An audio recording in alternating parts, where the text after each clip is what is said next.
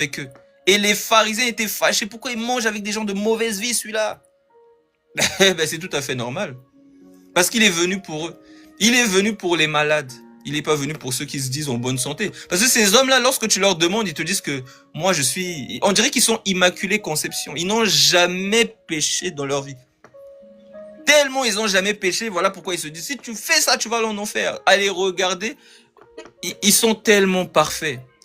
Alors que moi, je te le dis, ils pêchent. Ils pêchent. Mais c'est juste que, devant toi, ils font les saints. Mais moi, je te dis, ils pêchent. Donc, ce sont des comédiens. C'est ce que le Seigneur a dit, appelle, ce sont des aveugles qui conduisent des aveugles. Ils vont tous dans la fosse. Mais le Seigneur, lui, il attire ses enfants vers ses ouvriers pour que ces enfants puissent être alimentés. Après avoir fait quoi? On nous dit, je prends vite fait 1 Corinthiens chapitre 6. 1 Corinthiens chapitre 6 au verset 9, on nous dit, ne savez-vous pas que les injustes n'hériteront point le royaume de Dieu? Ne vous y trompez pas, ni les impudiques, ni les idolâtres, ni les adultères, ni les efféminés, ni les infâmes, ni les voleurs, ni les cupides, ni les ivrognes, ni les outrageux, ni les ravisseurs n'hériteront le royaume de Dieu. Et souvent, les faux hommes de Dieu s'arrêtent là. Ils disent, oui, tu dois arrêter. Ils n'hériteront pas le royaume des cieux. Tu vois ce que tu fais. Ah, mais c'est complètement ça. Complètement ça. Oh. C'est exactement ça qu'ils font. Mais lorsque tu continues à lire, tu vois que, ils ont oublié de lire quelque chose. On nous dit, et c'est là ce que vous étiez, quelques-uns de vous. Mais vous avez été lavés. Mais vous avez été sanctifiés. Mais vous avez été justifiés au nom du Seigneur Jésus-Christ et par l'Esprit de notre Dieu. C'est où est-ce qu'ils ont été lavés, justifiés, tout ça? C'est dans les eaux du baptême, lorsque l'ouvrier du Seigneur prononce le nom au-dessus de tout nom. Parce que lorsque c'est l'ouvrier qui le fait, et qu'il a été envoyé par le Seigneur, lorsqu'il te bâtit, ce n'est pas lui qui te bâtit, c'est Dieu lui-même qui te plonge dans les eaux. Et qui te lave, qui te purifie, qui te sanctifie. Tu deviens un nouveau-né. Dieu te voit pur. Tu peux avoir des faiblesses, mais tu es saint, tu es considéré comme saint. Voilà pourquoi lorsque l'apôtre Paul écrivait, il dit, j'écris à l'assemblée des saints de Corinthe, l'assemblée des saints de Thessalonique. Pourtant, tu vois que les chrétiens de Corinthe, ils n'étaient pas toujours saints. Mais ils étaient saints, pourquoi? Parce que leur ancienne identité que le monde leur a donnée, ils ne l'avaient plus. En Jésus, ils sont déclarés saints, justifiés, lavés, sanctifiés. Non, on peut plus dire à ces gens-là, si tu te sanctifies pas, tu vas... Non, ils sont sanctifiés parce qu'ils sont en Jésus-Christ. Il n'y a plus de condamnation pour ceux qui sont en Jésus-Christ. Maintenant, en étant en Jésus-Christ, Dieu va les enseigner. C'est comme Marie qui est assise au pied du maître et Dieu parle. Et Dieu va l'enseigner. Et par la prédication, par la nourriture, le lait, le lait, la nourriture solide, toutes ces choses-là, c'est comme ça que l'enfant va grandir et se débarrasser des œuvres mortes. Dans 1 Jean chapitre 2, on te dit, au verset 1, mes petits enfants, je vous écris ces choses afin que vous ne péchiez point. Et si quelqu'un a péché, nous avons un avocat auprès du Père, Jésus-Christ le juste. Ça, il ne dit jamais, il ne prend jamais le temps de lire ça. Il préfère lire, oui, si tu pèches, tu vas en enfer. Mais ils ne te disent pas que tu as un avocat. Tu as Jésus, le juste, qui voit tes faiblesses, qui voit tes pleurs, qui voit tes souffrances. Il sait que tu tâtonnes sur certains points. Mais ça ne veut pas dire que tu n'es plus son enfant, que tu ne lui appartiens plus. Moi, si mon enfant fait une bêtise, est-ce que ça veut dire qu'il n'a plus mon ADN en lui? C'est faux. C'est toujours mon enfant. Mais il y a des gens qui vous prêchent que si tu pêches, le Saint-Esprit part. Si tu dis pardon, le Saint-Esprit revient. Si tu pêches, le Saint-Esprit part. Non, le Saint-Esprit, il fait du yo-yo. Voilà, ils sont... Non. Si quelqu'un a péché, nous avons un avocat auprès du Père, Jésus-Christ le juste. Il est lui-même une victime expiatoire pour nos péchés. Non seulement pour les nôtres, mais aussi pour ceux du monde entier. Et le verset 12 nous dit aussi, je vous écris petits enfants parce que vos péchés vous sont pardonnés à cause de son nom. Donc c'est la première prédication qu'un enfant de Dieu doit connaître, c'est que ses péchés sont pardonnés.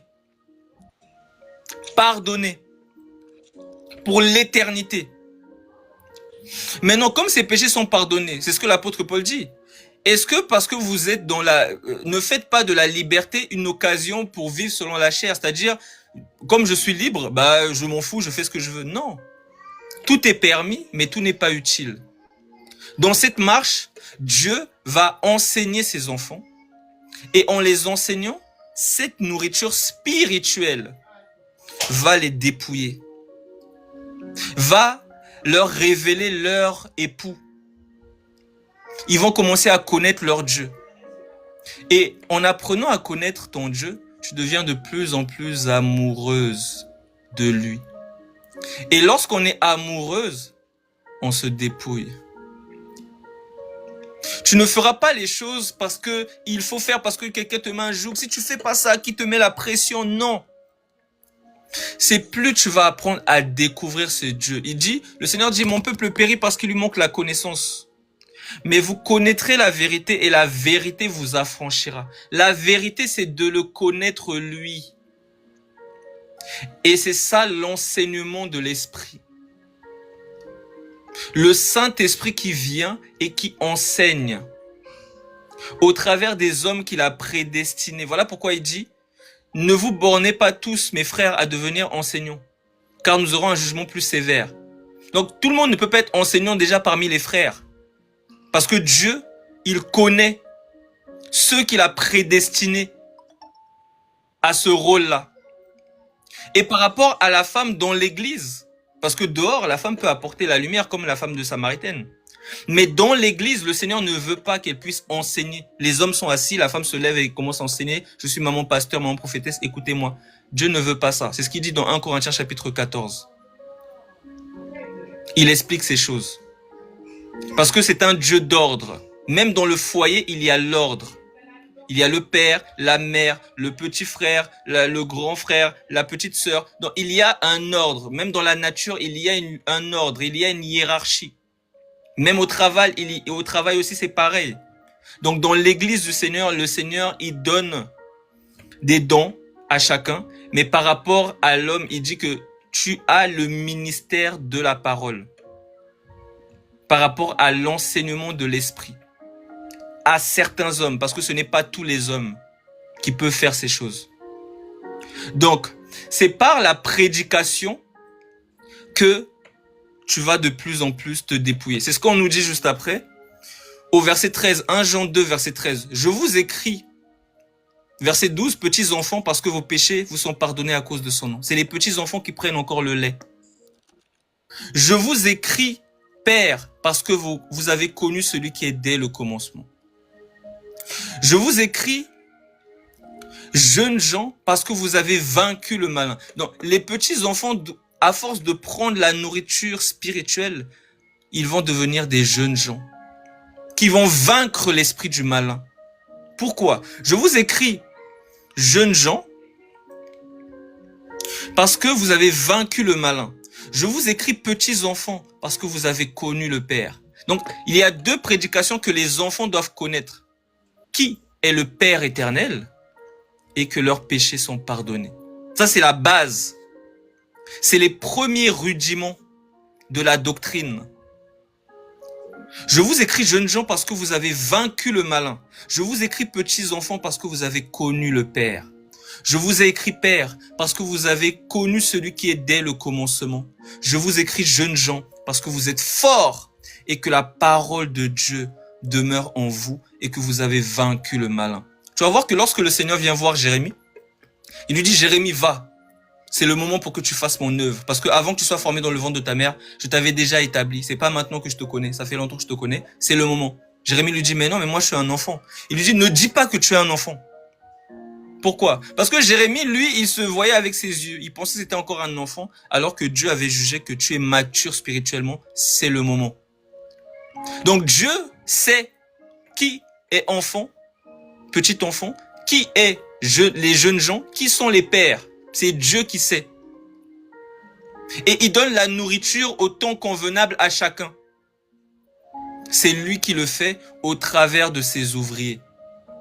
Donc lorsqu'il t'attire, tu vas voir qu'aucun ouvrier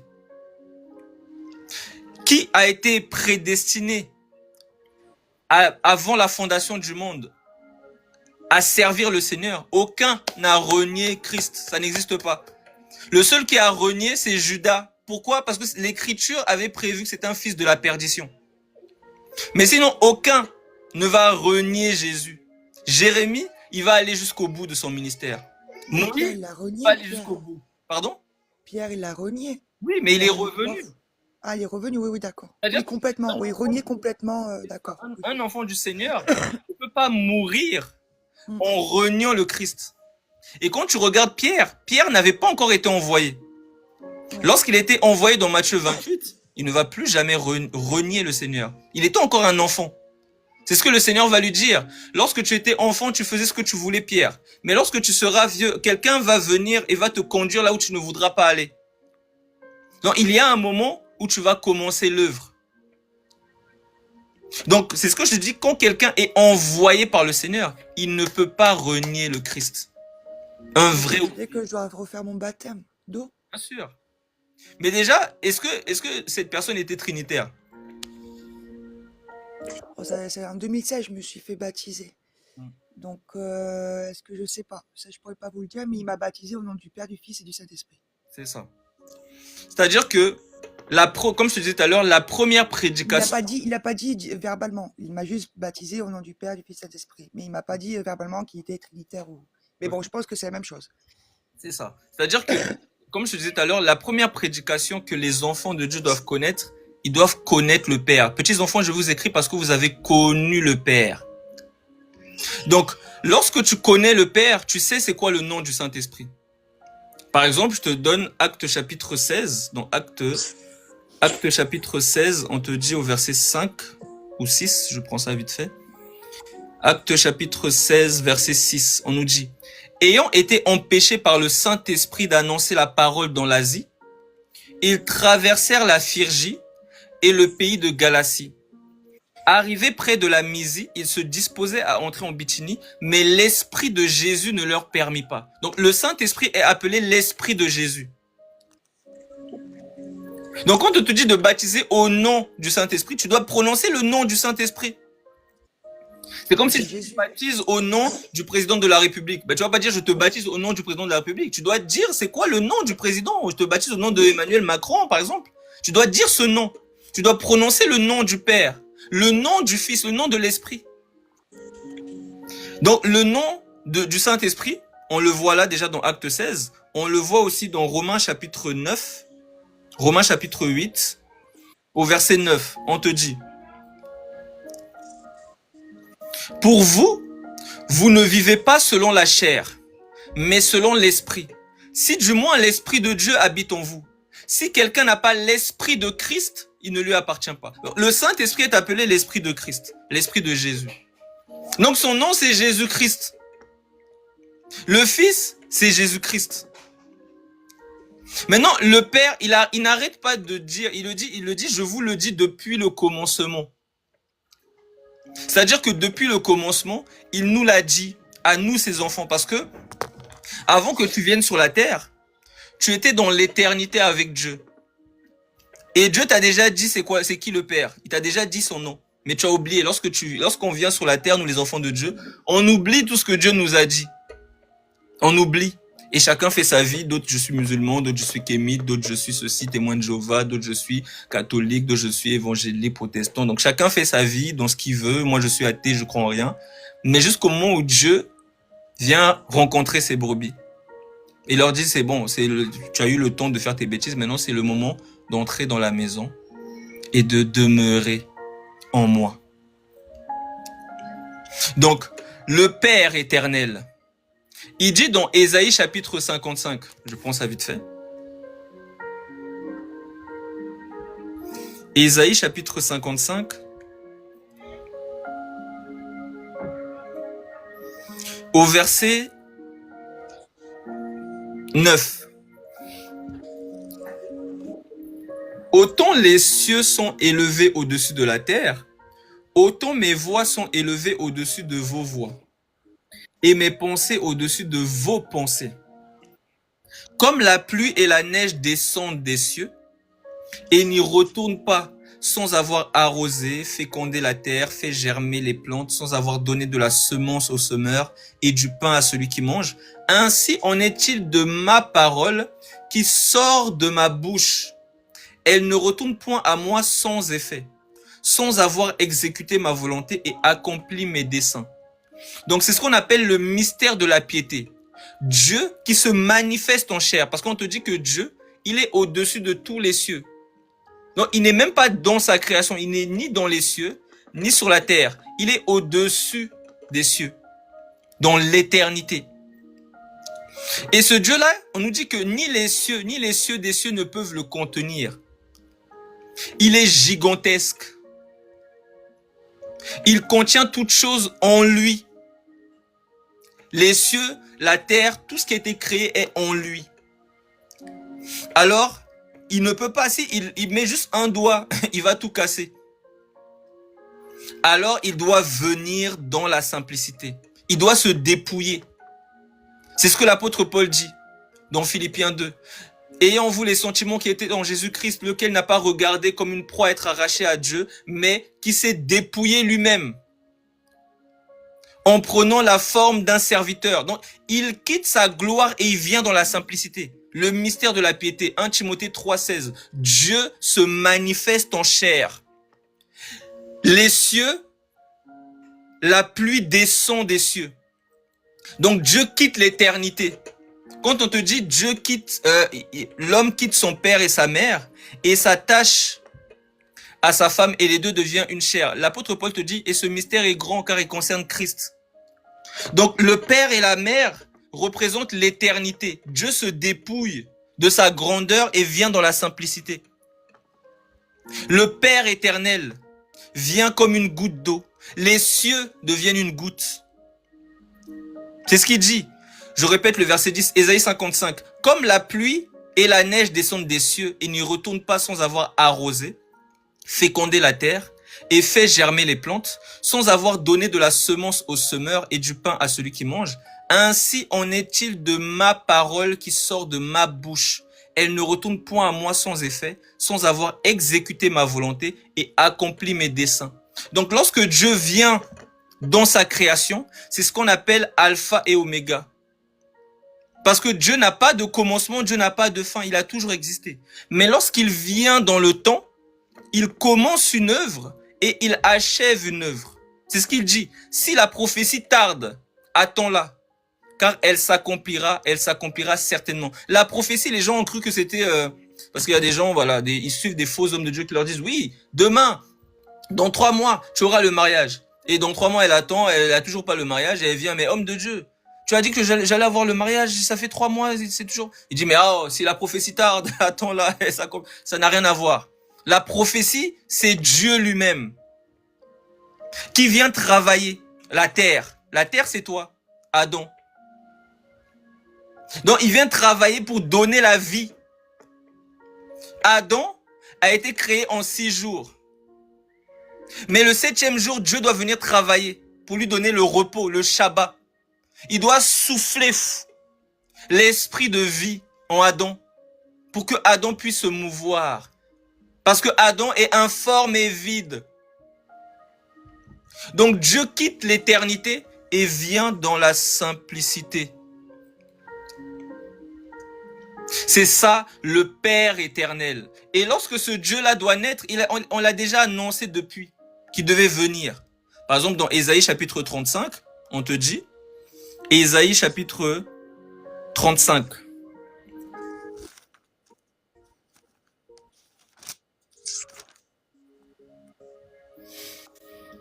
On te dit au verset 3.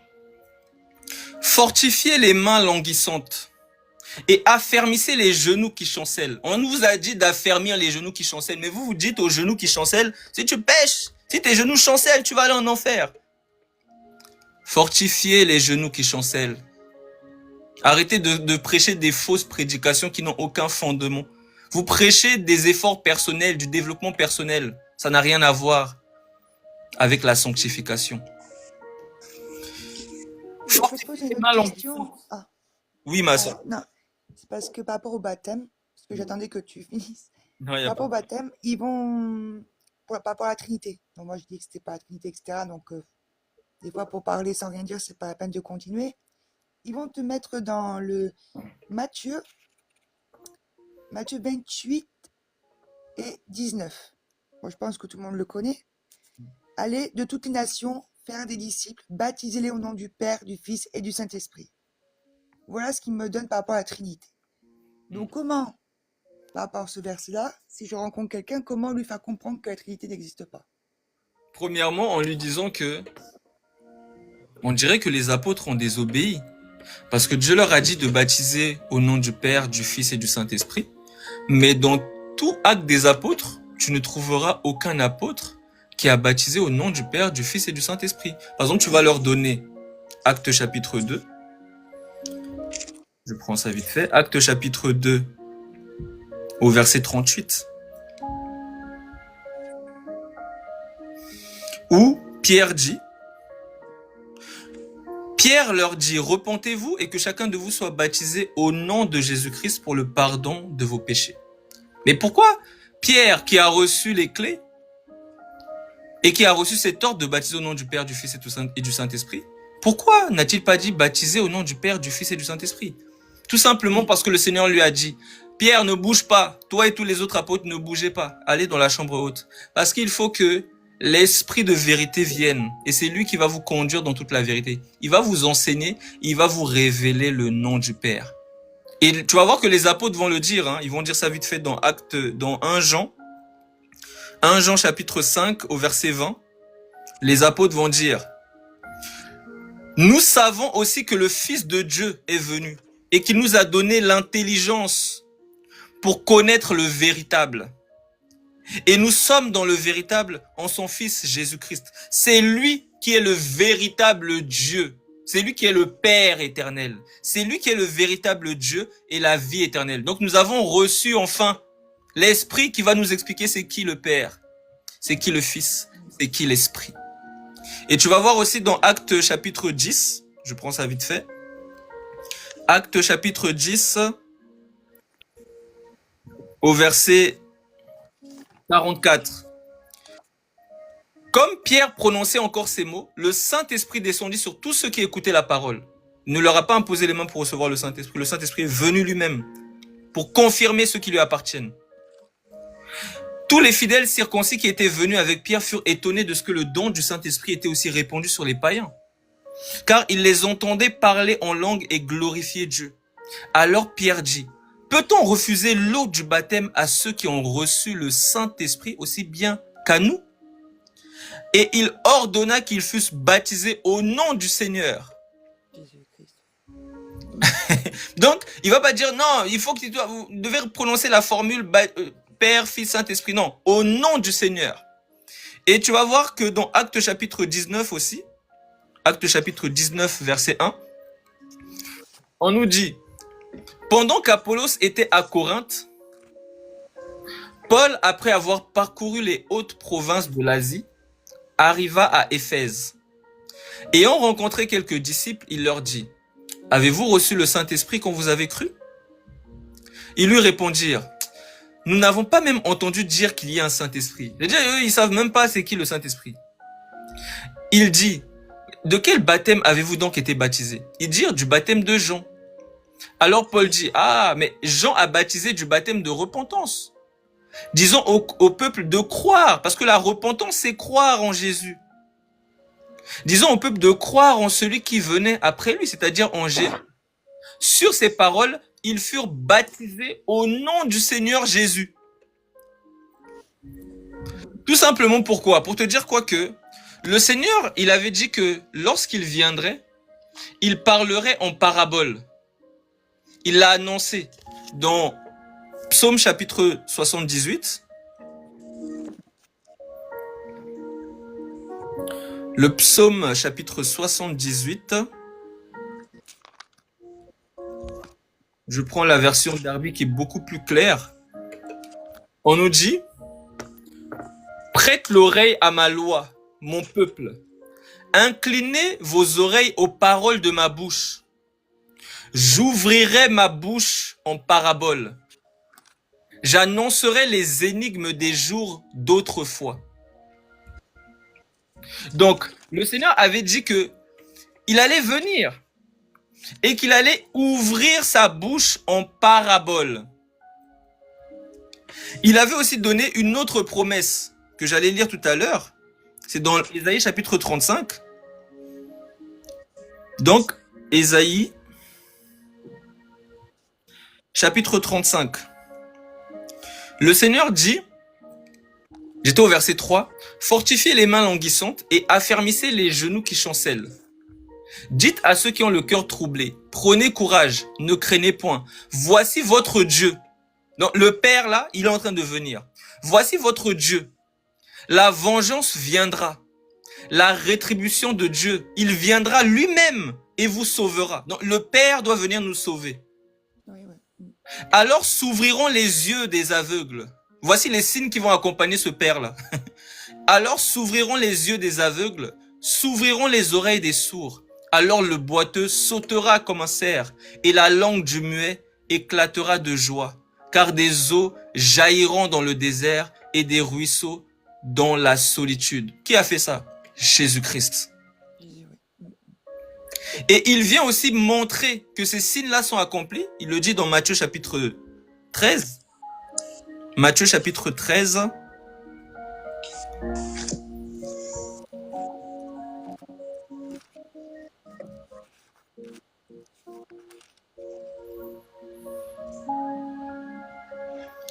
À partir du verset...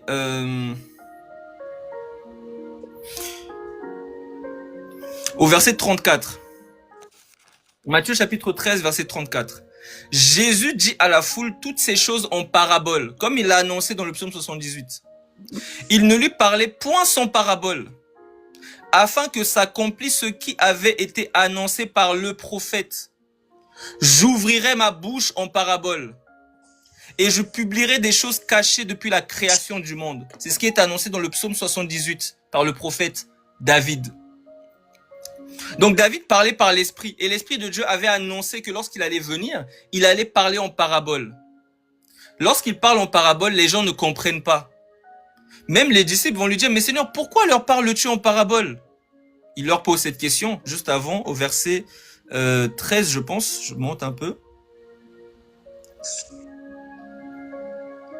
Au verset 10, les disciples s'approchèrent et lui dirent, mais pourquoi leur parles-tu en parabole? Jésus leur dit, parce qu'il vous a été donné de connaître le mystère du royaume des cieux et que cela ne leur a pas été donné. Donc, le Seigneur cache les choses, car on nous dit, la gloire de Dieu, c'est de cacher les choses. Il parle en parabole. C'est l'image que tu as avec Moïse. Moïse dit, il bégaye. Lorsqu'il parle, c'est pas clair. Alors, il faut que Aaron vienne parler à la place de Moïse. Cette image-là, parce qu'on nous dit que la loi, les psaumes et les prophètes n'ont parlé que de moi, dit le Seigneur Jésus. Luc 24, verset 44 à 45. La loi, les psaumes et les prophètes n'ont parlé que de moi. Que la loi, tout ça, les prophètes, tout ça, c'est l'ombre des choses à venir. Le corps est en Christ. Donc, lorsque tu vois Moïse qui bégaye et Aaron qui vient pour expliquer ce que Moïse dit, c'est cette image que tu retrouves avec Jésus. Voilà pourquoi il dit, celui qui blasphémera contre le Fils de l'homme, son péché lui sera pardonné. Mais celui qui blasphémera contre le Saint-Esprit, son péché ne lui sera point pardonné. Pourquoi? Parce que le Fils de l'homme, il parle en parabole, tu comprends pas. Donc c'est pas grave si tu dis n'importe quoi. Mais lorsque le Saint-Esprit vient parler clairement, alors si tu refuses la prédication du Saint-Esprit, tu es condamné. Donc, le Seigneur, il vient, il dit, il vous est avantageux que je m'en aille, parce que moi, je suis Moïse. Je parle en parabole, je bégaye. Il faut que Aaron vienne, le Saint-Esprit. Il faut que je vienne vous expliquer ce que je vous ai dit. Parce que tant que vous êtes encore dans la parabole, vous allez mourir. Les paraboles, ce sont des symboles, des images. Par exemple, une parabole qui dit, je marche le matin, je marche à midi, je marche le soir, je ne m'arrête jamais. Qui suis-je? Alors les gens chacun va donner sa théorie, jusqu'à ce qu'il faut que quelqu'un vienne donner la réponse. Je suis le temps. Donc si tu n'as pas la pensée de celui qui a donné la parabole, tu vas fausser. Voilà pourquoi les apôtres disent, il faut que vous ayez la pensée de Christ. Mais celui qui révèle les choses cachées, c'est le Saint-Esprit. 1 Corinthiens chapitre 2. 1 Corinthiens chapitre 2 à partir du verset 9. Mais comme il est écrit, ce sont des choses que l'œil n'a point vues, que l'oreille n'a point entendues, et qui ne sont point montées au cœur de l'homme. Des choses que Dieu a préparées pour ceux qui l'aiment. Dieu nous les a révélées par l'Esprit, par Aaron. Aaron est venu nous expliquer parce que Moïse bégayait, on comprenait rien. Dieu nous a révélé ça par Aaron, l'Esprit. Dieu nous l'a révélé par l'Esprit, car l'Esprit sonde tout, même les profondeurs de Dieu. Donc, celui qui connaît les profondeurs, les choses cachées, dans ce Dieu insondable, celui qui sonde Dieu, c'est son esprit. De la même manière que toi, tu connais les choses auxquelles tu penses parce que ton esprit sait à quoi tu penses. Mais moi, je peux pas savoir. De la même manière, tu peux pas comprendre les choses de Dieu s'il ne te donne pas son esprit, s'il ne te communique pas sa pensée. Donc, c'est lui qui va ouvrir ton esprit pour que tu puisses comprendre ces choses. Parce que ce que je suis en train de dire, sache qu'il y a des gens, ils ne vont jamais accepter ce que je suis en train de dire. Ils vont toujours dire que non, il y a trois dieux. Il y a Dieu le Père, il y a Dieu le Fils et il y a Dieu le Saint-Esprit. Il y a trois dieux en un ou un Dieu en trois. Je ne sais pas ce qu'ils me racontent comme bêtise. Il n'y a qu'un seul Dieu. Et on nous dit, mais comme il est écrit, ce sont des choses que l'œil n'a point vues, que l'oreille n'a point entendues et qui ne sont point montées au cœur de l'homme. Des choses que Dieu a préparées pour ceux qui l'aiment. Dieu nous les a révélées par l'Esprit. Car l'Esprit sonde tout, même les profondeurs de Dieu. Lequel des hommes en effet connaît les choses de l'homme, si ce n'est l'esprit de l'homme qui est en lui? C'est ce que je disais tout à l'heure. De même, personne ne connaît les choses de Dieu, si ce n'est l'esprit de Dieu. Or, nous n'avons pas reçu l'esprit du monde, mais l'esprit qui vient de Dieu, afin que nous connaissions les choses que Dieu nous a données par sa grâce, cadeau. Et nous en parlons non avec des discours qu'enseigne la sagesse humaine. Parce que la sagesse humaine, lorsqu'on dit la porte, il imagine la porte. Lorsqu'on dit le chemin, il imagine une route. On dit un arbre, lui, il imagine un arbre. Mais le langage spirituel, lorsque le langage spirituel dit la porte, c'est Dieu lui-même. Le chemin, c'est Dieu. C'est un homme. Un arbre, c'est un homme. Donc, on ne peut pas comprendre lorsque Dieu parle en parabole, lorsque Dieu parle clairement, s'il ne nous révèle pas sa pensée. Et on nous dit, et nous en parlons non avec des discours qu'enseigne la sagesse humaine, mais avec ceux qu'enseigne l'esprit, employant un langage spirituel pour les choses spirituelles. Mais l'homme animal ne reçoit pas les choses de l'esprit de Dieu, car elles sont une folie pour lui. Et il ne peut les connaître parce que c'est spirituellement qu'on en juge. Donc l'homme animal, c'est celui qui va raisonner avec les choses de l'esprit. Lorsque Dieu va dire, je suis le chemin, la vérité, la vie, lui, il imagine vraiment une route, voilà, la route qu'il prend pour aller au travail. Il ne comprend pas le langage spirituel. Lorsque on lui dit dans l'Apocalypse que Dieu tient un livre, et il dit, qui est Djinn d'ouvrir le livre? Lui, il imagine vraiment un livre. Il imagine vraiment un agneau avec 7 cornes, avec 7 yeux. Il imagine une bête avec des pieds de léopard. Non, il y rentre dans son imagination et il ne comprend pas. Voilà pourquoi on nous dit que la lettre tue, mais l'esprit vivifie. L'esprit révèle la vérité. Vous connaîtrez la vérité et la vérité vous affranchira. Donc cette vérité-là vient purifier, vient laver, vient sanctifier. Voilà pourquoi il faut que Dieu envoie des ouvriers. Mais beaucoup, par compassion, par gentillesse, on dit, bon, je vais servir Dieu. Ils sont partis à l'école théologique, apprendre Dieu à l'école, on leur a donné un diplôme. Tu es pasteur. Ils sont partis ouvrir une boutique qu'ils appellent église. Et maintenant, ils prennent de l'huile d'olive qu'ils ont acheté à Carrefour. Et ils viennent mettre sur les gens et disent que tu es pasteur, je t'envoie. Tu es ceci. Et voilà. Ils vont payer la dîme. Donc, ils ne savent ni ce qu'ils disent, ni ce qu'ils racontent. Parce qu'ils se sont improvisés dans les choses de Dieu. Pour comprendre les choses de Dieu, c'est Dieu qui te dit monte ici. Jean, pour qu'il voie les choses de l'Apocalypse, on nous dit qu'une voix s'est fait entendre du ciel, lui a dit monte ici. Donc, s'il ne te dit pas monte, mais qui es-tu pour monter toi-même? Pour oser t'improviser toi-même dans les choses de l'esprit. Moi, je suis comme Ésaïe. Je crie. Je prophétise. Dieu ne m'a pas dit de baptiser. Dieu ne m'a pas dit de baptiser. S'il me dit, je le ferai. Mais il ne m'a pas dit de baptiser. Mais il m'a montré quelqu'un qui a reçu cette autorité pour baptiser. Parce que ce n'est pas n'importe qui baptise. C'est celui que Dieu a dit va et baptise. Tout simplement. Jean-Baptiste, il ne s'est pas levé un matin pour dire bon, je vais baptiser les gens, je m'ennuie, j'ai envie de devenir homme de Dieu. Non. Jean-Baptiste a dit celui qui m'a envoyé baptiser a dit celui sur qui tu verras l'esprit descendre comme une colombe, c'est lui qui baptise du Saint-Esprit et de feu. Non, il ne s'est pas improvisé à venir baptiser les gens. Dieu l'a envoyé avec des instructions claires et précises. Parce que ce Dieu parle, ce Dieu est vivant. Ce Dieu est le roi des rois, le Seigneur des seigneurs. Et malheureusement, on nous dit dans le Proverbe chapitre 26, je prends ça vite fait, Proverbe chapitre 26, on nous dit au verset...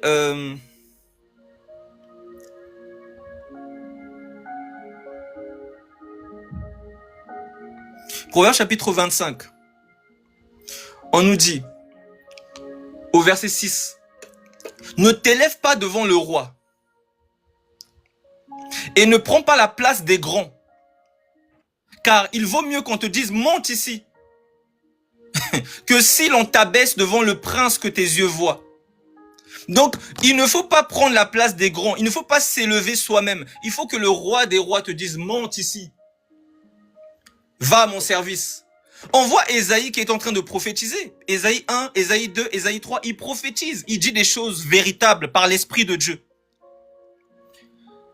Et dans Ésaïe chapitre 6, Dieu vient le rencontrer.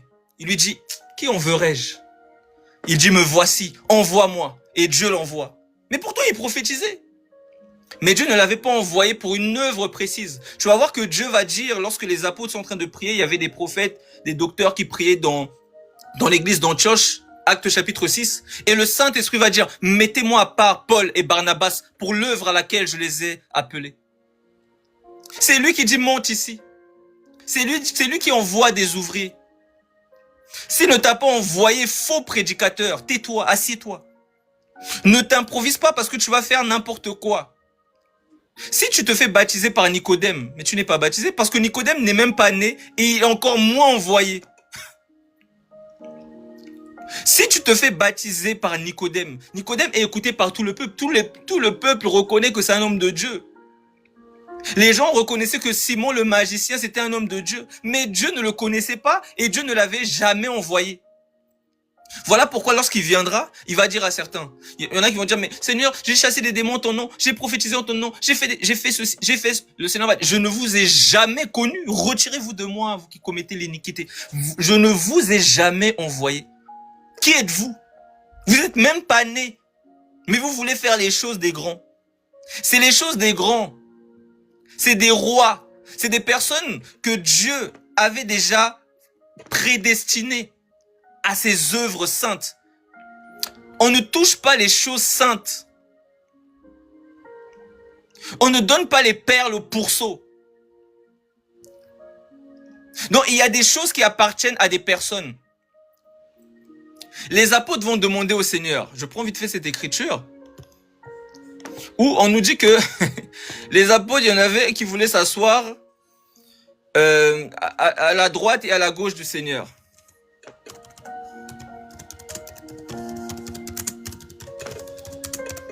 Je prends ça vite fait.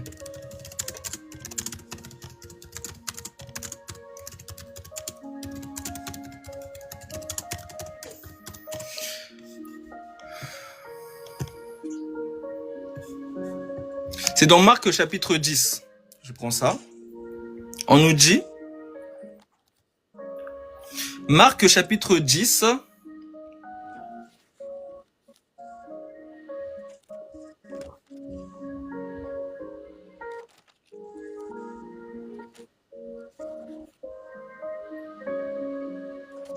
au verset 35. Marc chapitre 10, verset 35, on nous dit, les fils de Zébédée, Jacques et Jean, s'approchèrent de Jésus et lui dirent, Maître, nous voudrions que tu fasses pour nous ce que nous te demanderons. Non, voilà, on aimerait te demander un truc, s'il te plaît, tu peux... Il leur dit, que voulez-vous que je fasse pour vous? Ils disent, accorde-nous, lui dirent-ils, d'être assis l'un à ta droite et l'autre à ta gauche quand tu seras dans ta gloire. Jésus leur répondit, mais vous ne savez pas ce que vous demandez. Calmez-vous, vous ne savez pas ce que vous demandez. Pouvez-vous boire la coupe que je dois boire? Ou être baptisé du baptême dont je dois être baptisé? Nous le pouvons, dirent-ils. Jésus leur répondit, il est vrai que vous boirez la coupe que je dois boire, et que vous serez baptisés du baptême dont je dois être baptisé. Mais, pour ce qui est d'être assis à ma droite ou à ma gauche, cela ne dépend pas de moi, et ne sera donné qu'à ceux à qui cela est réservé, les grands. La place des grands. Ne prends pas la place des grands. Si Dieu ne t'a pas dit, va, fais ceci, ne fais pas. Ne t'improvise pas dans les choses de Dieu. Tu risques de passer un sale quart d'heure, à l'image de Uza. On nous dit que lorsque David était en train de sortir l'arche, et l'arche commençait à pencher, l'arche de l'alliance qui était portée par les bœufs. L'arche commençait à pencher, et Uza a voulu toucher l'arche pour aider Dieu. Mais seuls les sacrificateurs pouvaient toucher l'arche. Dès qu'il a touché l'arche, Dieu l'a frappé. Il est mort. David était scandalisé. Mais il a juste voulu aider. Pourquoi? On nous dit que David, il boudait Dieu. Mais il n'a qu'à bouder. Parce que on ne fait pas les choses par émotion. On fait les choses si Dieu nous dit de faire. Ananias, va, impose les mains à Saül. Ananias va commencer à même discuter, mais attends, mais Seigneur, tu sais pas que Saül, il persécute les gens, il attrape les chrétiens.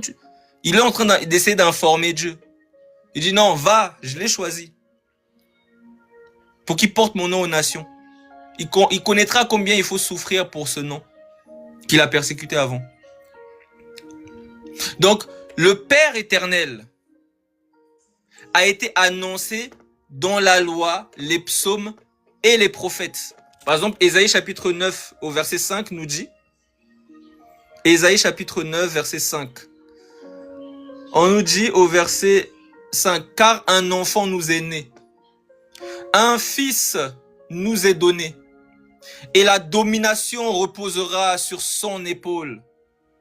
On l'appellera admirable, conseiller, Dieu puissant, Père éternel, Prince de la paix.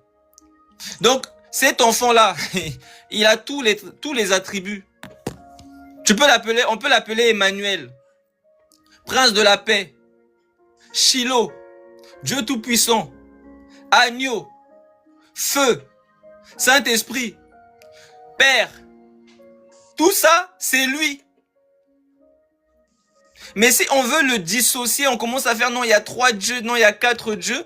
Alors, il ne calcule pas ces gens-là, mais il dit à ses enfants, dans Ésaïe chapitre 46 au verset 9, il dit à ses enfants, Ésaïe 46 verset 9, souvenez-vous de ce qui s'est passé dès les temps anciens. Les temps anciens, c'est les jours de l'éternité. Avant même qu'il ne forme la terre. Il y a des choses qui se sont passées, mais les hommes ont oublié. Mais l'évangile va te rappeler. Le Saint-Esprit va te rappeler les choses que tu as oubliées par la prédication. Car il a déjà écrit ces choses en toi. Lorsque le Saint-Esprit va parler, ça va juste confirmer. Voilà pourquoi le Seigneur dit, on n'enseignera pas mes enfants dans la nouvelle alliance. J'ai écrit moi-même ces paroles-là en eux. On va juste réveiller ces choses. On va leur rappeler ces choses qui sont déjà enfuies en eux depuis l'éternité. Ésaïe 46, verset 9. Souvenez-vous de ce qui s'est passé dès les temps anciens, car je suis Dieu. Et il n'y en a point d'autre. Il n'y a pas deux dieux, il n'y a pas trois dieux, il n'y a pas quatre dieux. Ça sort d'où cette histoire? Il n'y en a point d'autre. Je suis Dieu et nul n'est semblable à moi. J'annonce dès le commencement ce qui doit arriver. Je prophétise. Et l'entend d'avance ce qui n'est pas encore accompli. Je dis, mes arrêts subsisteront et j'exécuterai toute ma volonté. J'exécuterai toute ma volonté. Donc, le Père, le Fils, c'est juste un langage. Pourquoi? Parce que dans nos sociétés, par exemple, dans nos tribus, par exemple en Afrique, lorsque on voit le Père qui est âgé, qui est fatigué, on commence déjà à regarder le Fils. Parce que le Fils, c'est l'avenir, c'est la promesse, c'est la continuité, c'est l'accomplissement. Le Père, c'est la volonté. Dieu veut faire. Mais Dieu est un lion. Un lion, on ne peut pas l'attraper à la croix, on ne peut pas le clouer. Il va tous vous tuer, à l'image de Samson. Qui pouvait attraper Samson? Personne. Mais lorsqu'on coupe les cheveux, les 7 tresses de Samson, qui représentent les 7 cornes de l'agneau dans Apocalypse chapitre 5, alors le lion devient un agneau. Il devient tout doux. Le Père devient le Fils. Tout calme. Tu peux l'attraper, tu peux le gifler, tu peux lui cracher dessus. Il s'est dépouillé par amour pour toi. Le lion qui est tellement fier, qui ne se laisse assujettir par personne, qui est le roi des rois, le seigneur des seigneurs. Personne ne peut le toucher. Personne ne peut l'insulter. Regardez dans la Torah, parce qu'il y a des gens qui disent, mais moi je préfère Jésus parce que je trouve que le Dieu de l'ancienne alliance, il est dur, hein, il est sévère. Jésus, il est le même hier, aujourd'hui. On me le sort souvent, celle-là aussi. On me le sort souvent alors que c'est le même. C'est ça. C'est hallucinant. Jésus est le même hier, aujourd'hui et éternellement. Il n'a pas changé. Il n'a pas changé. Mais il faut savoir que Jésus n'est pas un homme. Il est devenu un homme pour nous sauver. Dieu n'est pas un agneau. Non, il est devenu un agneau par amour. Dieu a tant aimé le monde qu'il a donné son Fils, parce que le Fils, c'est la vie. Il s'est donné. C'est cette image-là qu'on vous montre, parce que la loi, c'est l'ombre des choses à venir. Lorsque tu vois Abraham qui va pour sacrifier son fils, tu as l'image du Père qui donne son Fils. Parce que le Fils, c'est la vie. Le Fils, c'est le cœur de Dieu. C'est l'amour du Tout-Puissant pour sa création, pour l'humanité. Alors, lorsqu'on nous parle du Père, du Fils, tout ça c'est juste un langage spirituel. Que si on garde dans la chair, on va se dire, mais non, il y a le Père, il y a le Fils. Parce que les gens ne comprennent pas ça. Mais lorsqu'on dit dans 2 Thessaloniciens chapitre 2, que je prends vite fait, 2 Thessaloniciens chapitre 2, au verset 3, on nous dit que personne ne vous séduise d'aucune manière, car il faut que l'apostasie soit arrivée auparavant et qu'on ait vu paraître l'homme du péché, le fils de la perdition, l'adversaire qui s'élève au-dessus de ce qu'on appelle Dieu ou de ce qu'on adore, jusqu'à s'asseoir dans le temple de Dieu se proclamant lui-même Dieu. Donc, on l'appelle le fils de la perdition.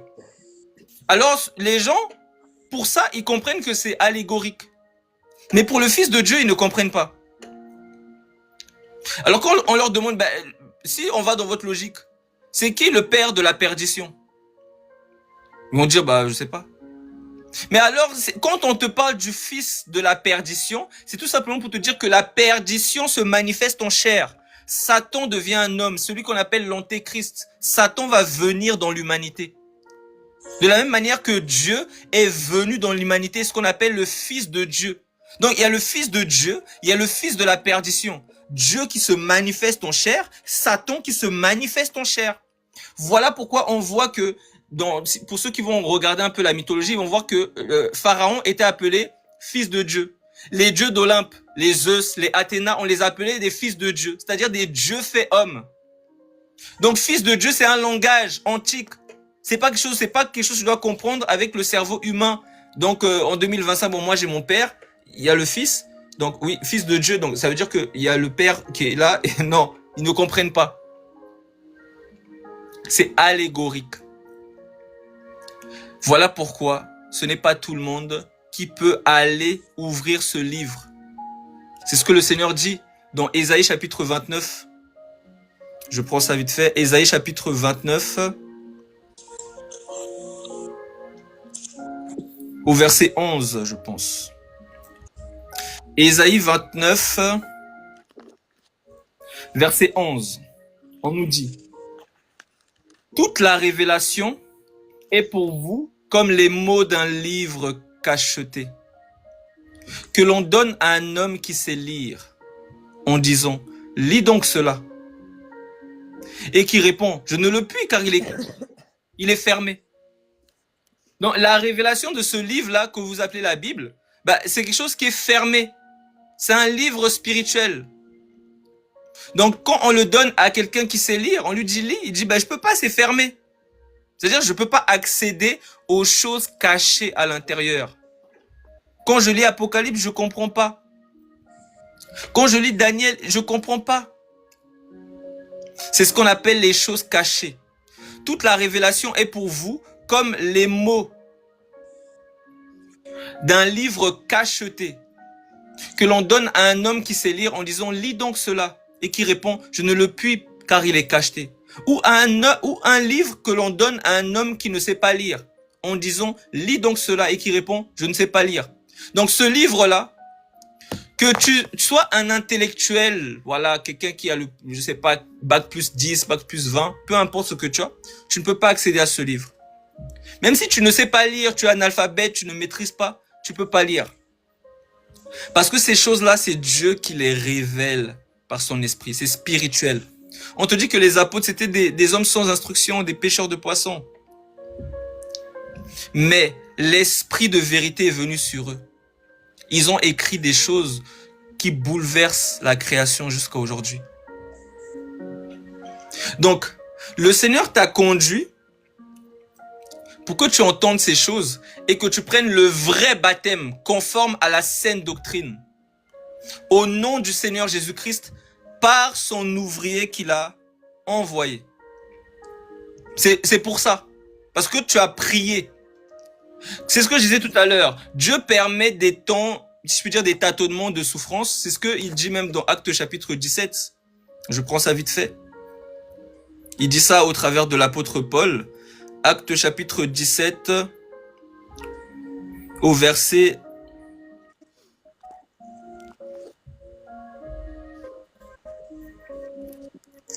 24.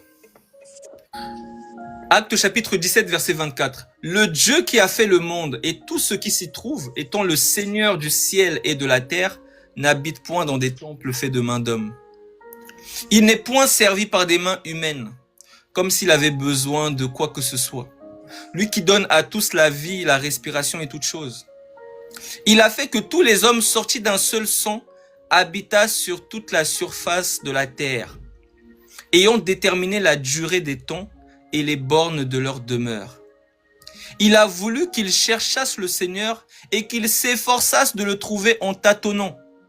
Donc lorsqu'on tâtonne, c'est comme si tu es dans le noir et tu as mis tes clés quelque part, tu cherches, tu tâtonnes, tu cherches. Pourtant tes clés ne sont pas très loin, mais comme tu n'as pas la lumière, tu vois pas bien.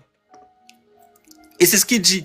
Il a voulu qu'ils cherchassent le Seigneur et qu'ils s'efforçassent de le trouver en tâtonnant. Donc d'autres vont aller, mon Dieu c'est l'eau. D'autres vont sculpter une pierre, ils vont dire non, mon Dieu c'est la pierre. Je vais tourner autour de la pierre à la Mecque, c'est mon Dieu il habite là-bas. D'autres vont dire que mon Dieu c'est maman Marie. D'autres vont dire que mon Dieu c'est, d'autres vont tâtonner, d'autres vont dire non, moi je crois pas en Dieu. Donc chacun, moi je suis je tire les tarots, je tire les cartes. Donc chacun va aller dans son truc, va se trouver son Dieu. Même s'il va dire je ne crois pas en Dieu, mais il a son Dieu. Ça peut être son homme, sa femme, c'est son Dieu. Si son homme part, elle se suicide. C'est son espérance, son Dieu. Donc il s'efforça de le trouver en tâtonnant, bien qu'il ne soit pas loin de chacun de nous. Car en lui, nous avons la vie, le mouvement et l'être. C'est ce qu'ont dit quelques-uns, c'est ce qu'ont dit aussi quelques-uns de vos poètes. De lui, nous sommes la race.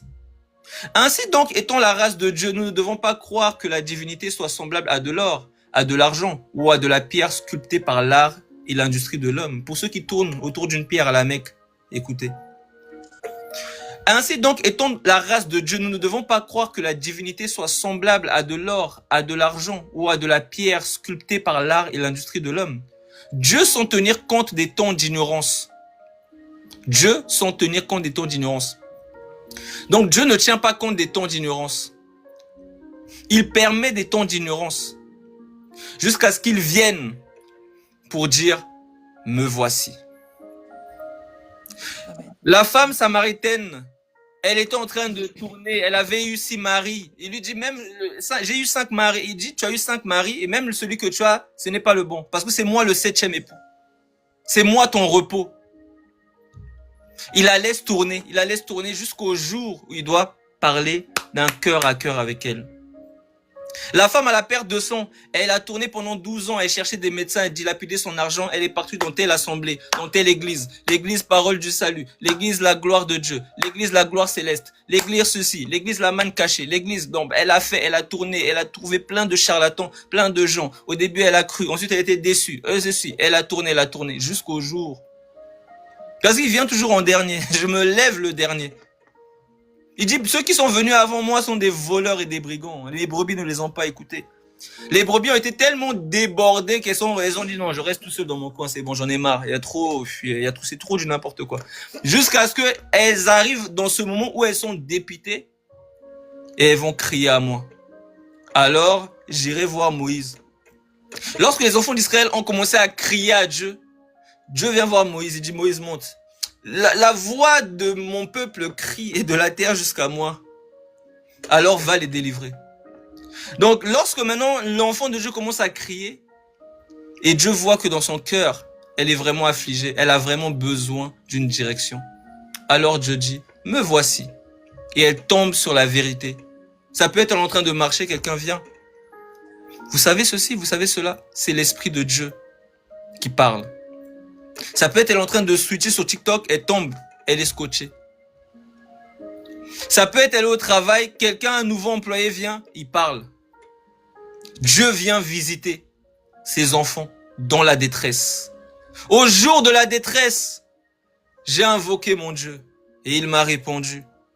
Il va te laisser tourner, jusqu'au jour où il va voir que c'est bon, elle est bien brisée, elle va pouvoir écouter. Et là, elle ne résistera pas à la vérité. Alors Dieu t'attire justement pour que tu puisses non seulement entendre la vérité, mais aussi prendre le baptême, conforme à la saine doctrine. Parce qu'il n'y a qu'un seul baptême. Tout le reste, c'est ce que j'appelle moi des douches, des baignades, voilà. C'est juste c'est comme aller à la douche, c'est comme aller à la piscine. Donc ça n'a aucune valeur aux yeux de Dieu parce que ce ne sont pas des gens que Dieu a envoyés. Mais lorsque le baptême est fait par un ouvrier du Seigneur, alors c'est là justement que le Seigneur introduit son enfant en lui. Même si l'enfant, comme on l'a vu dans Actes chapitre 10, même si elle reçoit déjà le Saint-Esprit, il faut aussi qu'elle prenne le baptême d'eau au nom du Seigneur. Alors Dieu attirera toujours ses enfants parce que Dieu n'a pas commencé ces choses aujourd'hui. Il les a formatés avant la fondation du monde. Donc il sait à quel moment je vais attirer l'eunuque éthiopien vers Philippe. À quel moment je vais attirer Corneille vers Pierre. Il sait. Donc il y a des gens qui disent non mais si je suis à l'hôpital, si quelqu'un est à l'hôpital, si quelqu'un est en prison, comment il va faire? Il n'y a pas parce que le baptême se fait dans une source d'eau naturelle. C'est pas dans les piscines gonflables, dans les baignoires, dans les seaux d'eau, dans les marmites. C'est une eau naturelle qui coule. Voilà pourquoi on ne voit aucun apôtre, ni le Seigneur lui-même, ni Jean-Baptiste, baptisé dans une... Pourtant, il y avait des piscines. Il y avait la piscine de Siloé, la piscine de Bethesda. Il y avait des piscines. Même à l'époque des Romains, des pharaons, il y avait des jacuzzis. Il y avait toutes ces choses existaient déjà. C'est pas ça vient pas d'arriver en 2025. Mais Dieu n'a jamais poussé le Seigneur dans ces piscines. Il a poussé dans le Jourdain, dans une source d'eau naturelle. L'eunuque dit, voici de l'eau. Qu'est-ce qui empêche que je sois baptisé? Cette eau-là n'était pas dans la piscine, n'était pas dans la baignoire. Cette eau n'était pas stagnante.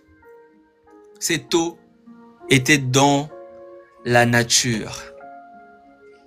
Et beaucoup de gens genre prennent ces exemples, bah voilà, si je suis à l'hôpital, si je suis en prison, ils viennent avec plein de si parce qu'ils ne comprennent pas que il n'y a pas de si. Dieu connaît ses enfants et au temps marqué, il va les conduire pour qu'ils prennent le vrai baptême. Même s'ils sont dans le désert, ils vont trouver une eau. Mais n'est-ce pas que l'eunuque éthiopien, il était dans le désert? Ils ont trouvé une eau pendant qu'il marchait. Dieu va préparer les circonstances, pas maintenant, depuis la fondation du monde. Avant la fondation du monde, l'agneau avait déjà été immolé. Donc, le sacrifice n'a pas commencé maintenant. Il a déjà été préparé dans l'éternité et accompli dans le physique. Au commencement, Dieu créa les cieux et la terre. Donc, les choses physiques viennent en deuxième position. Tout commence dans l'éternité.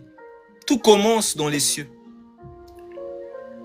Donc, il t'attire pour que tu prennes le vrai baptême et que tu entres justement dans l'arche où il y a des brebis comme toi qui étaient fatiguées dans plein de choses et il a permis qu'ils entendent la vérité et il les introduit dans l'église. Parce qu'il n'y a qu'une seule église qui a la même parole, le même langage, le même esprit.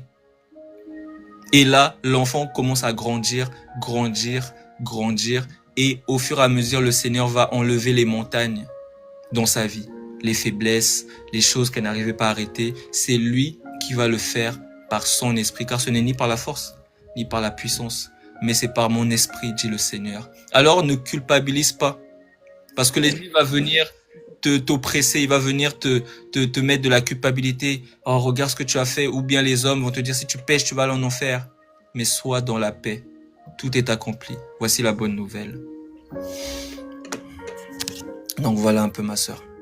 Merci mon frère, ça fait du bien, merci. Sois béni. Sois béni. Et vous pouvez mettre le numéro, donc tu pourras contacter. Je sais que tu es dans le sud, mais lorsque tu viendras, lorsque le Seigneur permettra, te mettra à cœur de prendre ton baptême. Les baptêmes se font à Paris, en Île-de-France. Et on va mettre le numéro du groupe. Tu pourras contacter, c'est le frère Yannick. Donc, il pourra justement t'administrer le baptême et je serai là, je chanterai avec joie ce jour-là. D'accord. Je te remercie beaucoup, mon frère. Franchement, ça m'a aidé. Je suis plus soulagé quand même. J'ai moins cette lourdeur sur moi, en fait. Amen. Que le Seigneur soit Voilà. Ça m'a fait du bien. Sois en paix, sois en paix. Tout est écrit. Merci, mon frère. Merci. Amen. Par contre, si tu peux me faire descendre au cas où. Voilà. Shalom à toi. Merci. Shalom. Merci. Donc, tout est accompli. Soyez dans la paix, peuple de Dieu. Soyez dans la paix. Tout est accompli. Le Seigneur, il dit, ne crains point. Ne crains point. Dieu sait, si tu aimes la faiblesse, si tu aimes, voilà, tu veux vraiment vivre à fond dans le péché, tu aimes ça, tu bois ça comme de l'eau, Dieu sait. Mais il sait aussi que tu veux te débarrasser de cette chose, ça t'afflige. À chaque fois que tu tombes dans ça, tu es attristé, tu ressens la tristesse de l'esprit. Tu aimerais faire davantage, tu veux plaire à ton Dieu. Dieu voit tes efforts. Et c'est lui qui va te couronner de succès. Parce qu'il voit ta sincérité, il voit ton cœur. Mais ceux qui sont bien dedans, ceux qui s'en foutent, Dieu vous voit aussi. Donc le Seigneur, c'est lui qui nous conduit. Comme je disais tout à l'heure, et c'est ça qui va être résumé justement dans Actes chapitre 10. Tout ce que vous venez de voir, tout ce que je viens de dire, c'est ce qui est résumé dans Actes chapitre 10 et que je vais terminer parce que j'avais dit, on commence par là, on finit par là. Actes chapitre 10, j'étais au verset, je recommence au verset 1. Il y avait à Césarée un homme nommé Corneille, centenier de la cohorte dite italienne. Cet homme était pieux et craignait Dieu avec toute sa maison. Il faisait beaucoup d'aumônes au peuple et priait Dieu continuellement. Vers la 9e heure, il vit clairement dans une vision un ange de Dieu qui entra chez lui et qui lui dit « Corneille !» Les regards fixés sur lui et saisi d'effroi. Attendez, je crois que j'ai plus de batterie. 2 secondes.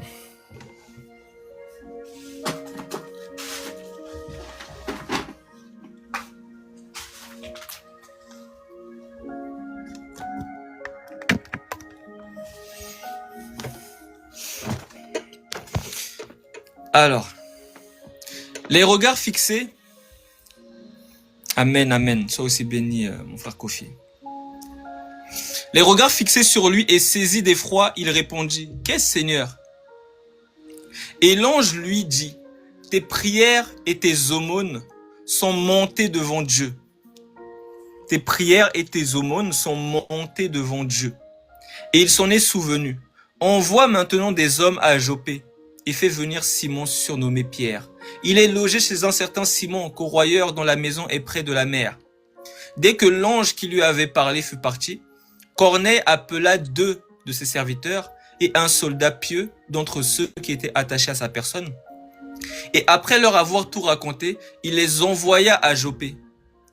Le lendemain, comme ils étaient en route et qu'ils approchaient de la ville, Pierre monta sur le toit vers la 6e heure pour prier. Il eut faim et il voulut manger. Pendant qu'on lui préparait à manger, il tomba en extase. Donc, l'ange vient d'abord visiter. L'ange là, c'est Dieu, mais les gens ne savent pas. L'ange de lumière. Celui qui est apparu à Moïse dans le buisson ardent. C'est lui qui conduit ses ouvriers, c'est lui qui conduit ses enfants. L'ange de lumière, le Saint-Esprit. Alors cet ange-là vient voir Corneille. Il le conduit vers Pierre. Mais il sait que Pierre, il est encore un peu têtu. Alors il va directement précéder. Il va voir d'abord Pierre aussi. Après avoir vu Corneille, il va voir Pierre. Il le fait tomber en extase. Au verset 11, il vit le ciel ouvert et un objet semblable à une nappe attachée par les 4 coins qui descendait et s'abaissait vers la terre. Et où se trouvaient tous les quadrupèdes et les reptiles de la terre et les oiseaux du ciel. Et une voix lui dit, « Lève-toi, Pierre, tue et mange. » Mais Pierre dit, « Non, Seigneur, car je n'ai jamais rien mangé de souillé ni d'impur. » Et pour la seconde fois, la voix se fit encore entendre à lui. « Ce que Dieu a déclaré pur, ne le regarde pas comme souillé. » Oui, parce que Dieu a déclaré pur la maison de Corneille, les nations. Dieu a déclaré pur la maison de Corneille. Il a déclaré pur cette maison.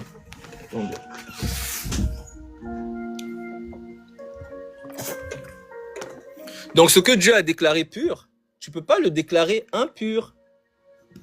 Parce que je sais que toi, comme tu es têtu, bah tu ne voudras pas aller dans la maison de Corneille parce que pour toi c'est un incirconcis. Non, moi je me mélange pas avec eux. Sache que moi, j'ai déclaré les nations pures. Ils peuvent entrer dans mon alliance. Ils peuvent entrer dans la vie éternelle. Ils peuvent entrer. Car j'ai mis une porte sur la terre. Cette porte-là, c'est Israël. C'est par Israël. Car le salut vient des Juifs. Qu'on le veuille ou non. Le salut vient des Juifs. Dieu a choisi un peuple. Il aurait pu choisir les Congolais, il aurait pu choisir les Français. Le monde entier serait fâché contre les Congolais, serait fâché contre les Français. Il a choisi, dans sa volonté, il a choisi le peuple d'Israël. Donc, il commence par ce peuple. Les apôtres n'étaient pas des païens. Ils viennent d'Israël. Car le salut vient des Juifs. Mais je veux maintenant, par ce salut-là, que j'ai mis au milieu de vous, vous faire entrer aussi les nations. Alors je permets que mon peuple soit endurci. Israël devient endurci pour que les nations commencent à entendre la prédication de Noé. Car Noé, c'est une préfiguration, c'est une bande-annonce de Jésus qui crie. Noé disait, venez, venez, venez dans l'arche parce que le jugement arrive. Il va pleuvoir, il y aura le déluge, venez dans l'arche.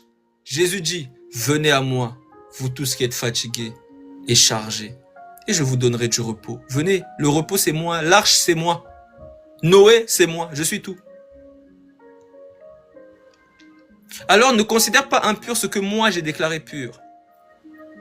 Il y a des gens qui viennent voir les enfants de Dieu, qui disent, tu pêches, tu vas aller en enfer. Tu considères celui-là en tant qu'impur. Est-ce que tu sais qui il est? Dieu le voit comme un saint. Tu dois faire attention à ta manière de lui parler. Mais comme tu ne vois pas, tu es dans des temps d'ignorance, tu ne sais ni ce que tu dis, ni ce que tu enseignes. Voilà pourquoi tu dis des bêtises aux enfants de Dieu. Ce sont des rois que tu vois là. Tu vois celui que tu vois là qui te dit « Je suis fatigué de l'impudicité, j'arrête pas. » Celui-là, c'est un roi. C'est parce que toi, tu le vois pas comme il est. C'est un roi. Il doit régner dans l'éternité avec son Dieu. Donc fais très attention à ta manière de lui parler. Tu sais pas qui il est. Et comme tu sais pas qui il est, tais-toi. Parce que c'est pour ça qu'il faut que Dieu envoie. Si Dieu ne t'a pas envoyé, tais-toi. S'il te plaît, arrête de parler, tu dis n'importe quoi. Tu dis n'importe quoi. Le Seigneur dit, celui qui n'assemble pas avec moi, disperse. Donc tu es en train de disperser les enfants de Dieu parce que tu dis des bêtises. Ah, si tu pêches, tu vas en enfer. Repentez-vous, repentez-vous. Si vous pêchez, si tu fumes, si tu voles, tu vas en enfer. Tu ne sais pas ce que tu racontes. Tais-toi. Tais-toi, s'il te plaît. Mais s'il te plaît, hein, après, si tu veux pas, c'est pas grave. Hein, de toute façon, ton jugement arrive. Donc, le verset 14. Pierre dit, « Non, Seigneur, car je n'ai jamais rien mangé de souillé ni d'impur. » Et pour la seconde fois, la voix se fit encore entendre. « Ce que Dieu a déclaré pur, ne le regarde pas comme souillé. » Cela arriva jusqu'à 3 fois. Et aussitôt après, l'objet fut retiré dans le ciel. Tandis que Pierre ne savait en lui-même que penser du sens de la vision. Donc, l'homme de Dieu est en train de réfléchir sur la vision. Mais qu'est-ce que Dieu essaie de me dire? Pourquoi il m'a montré des animaux impurs? Il me dit de manger. Moi, j'ai jamais mangé des animaux impurs. Moi, je mange toujours des animaux purs. Mais qu'est-ce qui... Parce que Dieu parle tantôt d'une manière, tantôt d'une autre. Mais les gens n'y prennent point garde. Et ils continuent à le faire. Il y a plein de gens à qui il parle en songe et ils ne comprennent pas. Ils ne comprennent pas la vision. Ils ne comprennent pas la vision. Donc, ils passent à côté de grands messages de Dieu. Ils ne notent pas, ils n'écrivent pas. Ils ne se disent pas peut-être un jour, Dieu va me permettre de tomber sur quelqu'un qui a le don d'interprétation des songes. Et il va m'expliquer tout ce que Dieu m'a dit, que je ne comprenais pas. Donc, il négligeait les visions, les paroles, les rêves que Dieu lui envoyait. Il ne notait pas. Pourtant, Habakkuk, on lui a dit, écris la vision. Grave-la sur des tablettes. Non, et tu dois écrire. Parce que ne t'inquiète pas, un jour, tu connaîtras ce que Dieu te disait. Il y a des gens, ils sont saisis par l'Esprit de Dieu. Ils prennent ils ont besoin d'un stylo. Et ils écrivent des choses. Ils écrivent des choses. Ils ne comprennent pas ce qu'ils écrivent. Ils écrivent. Ils ne comprennent pas. Et pour eux, c'est du gribouillage. Tu dis, c'est n'importe quoi, ça. Ben, ils jettent ça à la poubelle. Ils ne comprennent pas ce qu'ils font. C'est une folie pour toi parce que tu ne comprends pas. Mais c'est la puissance de Dieu. Dieu choisit les choses folles pour confondre les sages, soi-disant. Tu vois, ça c'est du gribouille. Dieu te parle des choses à venir. Tu es saisi, tu parles en langue. Tu ne comprends pas. Dieu est en train de déclarer des choses merveilleuses. Pourquoi veux-tu connaître mon nom? Il est merveilleux. Il déclare des choses merveilleuses que tu n'as pas idée. Tu n'as pas idée. Tandis que Pierre ne savait en lui-même que penser du sens de la vision qu'il avait eue, voici les hommes envoyés par Corneille s'étant informés de la maison de Simon, se présentèrent à la porte et demandèrent à haute voix si c'était là que logeait Simon, surnommé Pierre. Donc les gens qui étaient envoyés par Corneille, parce que c'est l'ange qui a dit envoie des gens à Jopé pour chercher Pierre. Donc c'est l'ange de lumière, le Seigneur Jésus-Christ. Pierre donc descendit, au verset 19, comme Pierre était à réfléchir sur la vision, l'Esprit lui dit, voici 3 hommes te demandent. Lève-toi, descends et pars avec eux sans hésiter, car c'est moi qui les ai envoyés. C'est moi qui les ai envoyés. Avant même que je vienne sur ce live-là, j'étais dehors, j'étais en train de prier, je parlais avec mon Dieu. Et je parlais de plein de choses, je disais, mais parce que je parlais des choses, ça me dépassait. Parce qu'il y a pas longtemps, j'ai parlé avec un prédicateur que beaucoup de gens écoutent sur TikTok. J'ai parlé avec lui en privé. On a parlé avec lui au téléphone, longuement, peut-être 2-3 heures. Et il ne comprenait pas les choses de Dieu. J'essayais de lui expliquer. Mais lui, comme il voyait ma jeunesse, il se disait que non, voilà, je suis un jeune, non. Il ne comprenait pas en fait. Parce que l'apôtre Paul dit que personne ne méprise ta jeunesse. Et moi, justement, je lui parle en secret. Parce que je sais que si c'est en public, peut-être il va être orgueilleux. Peut-être que ça va être une occasion de chute pour lui. Alors, je lui parle en privé. Pour lui expliquer certaines choses. Parce qu'il dit des choses ouvertement. Il est en train d'égarer le peuple de Dieu. Parce qu'il ne sait pas. 1 Jean chapitre 5, 16. C'est quoi le péché qui mène à la mort? C'est quoi le péché qui ne mène pas à la mort? Il ne sait pas. Donc, il dit aux enfants du Seigneur, oui, si vous commettez le péché, vous allez aller en enfer. Mais il ne sait même pas c'est quoi le péché. Parce que le Saint-Esprit doit convaincre le monde de péché. Il ne sait pas c'est quoi le péché. Donc, j'étais en train de parler avec Dieu, je disais, ah, c'est pas possible, hein, franchement. Bref, je parlais, je disais des choses et tout. Et après, un moment, je me suis dit, il m'a mis à cœur de monter en live et je me suis dit, Seigneur, quand je monte en live, il faut que je parle de ces choses parce que c'est abusé et tout, comment les gens, ils ne comprennent pas ta parole, en fait, c'est abusé, je comprends pas. Il m'a dit non, ne parle pas de ça quand tu vas monter en live, ne prémédite pas ce que tu vas dire. Parle juste. Il m'a dit de lire 2 écritures et ensuite après je pourrais aller pour refaire le live. Donc j'ai 3 écrits, 3 chapitres. J'ai pris le temps de lire. Ensuite, j'ai rendu grâce et je suis parti pour faire le live. Que je fais là actuellement.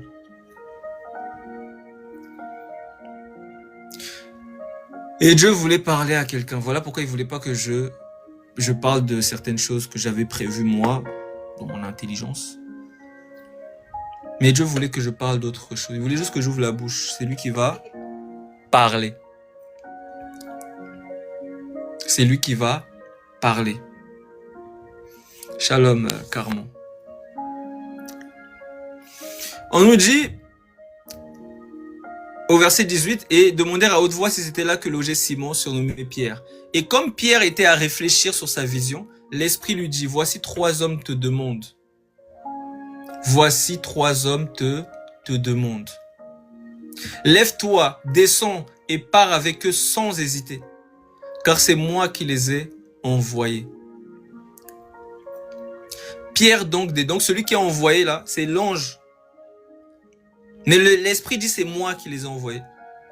Et les gens ne comprennent toujours pas que l'ange du Seigneur là, celui qui vient libérer Pierre en prison, c'est Jésus-Christ, c'est le Saint-Esprit. Mais pour arriver là-bas, c'est encore loin. C'est encore loin pour eux. Alors qu'ils n'essayent même pas de monter dans ces choses-là. Qu'ils restent d'abord à comprendre déjà c'est qui le Père. Ils répondirent Corneille.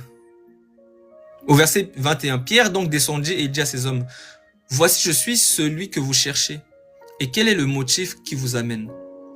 Ils répondirent, Corneille, centenier, homme juste et craignant Dieu, et de qui toute la nation des Juifs rend un bon témoignage, a été divinement averti par un saint ange de te faire venir dans sa maison. Donc, le Saint d'Israël est venu,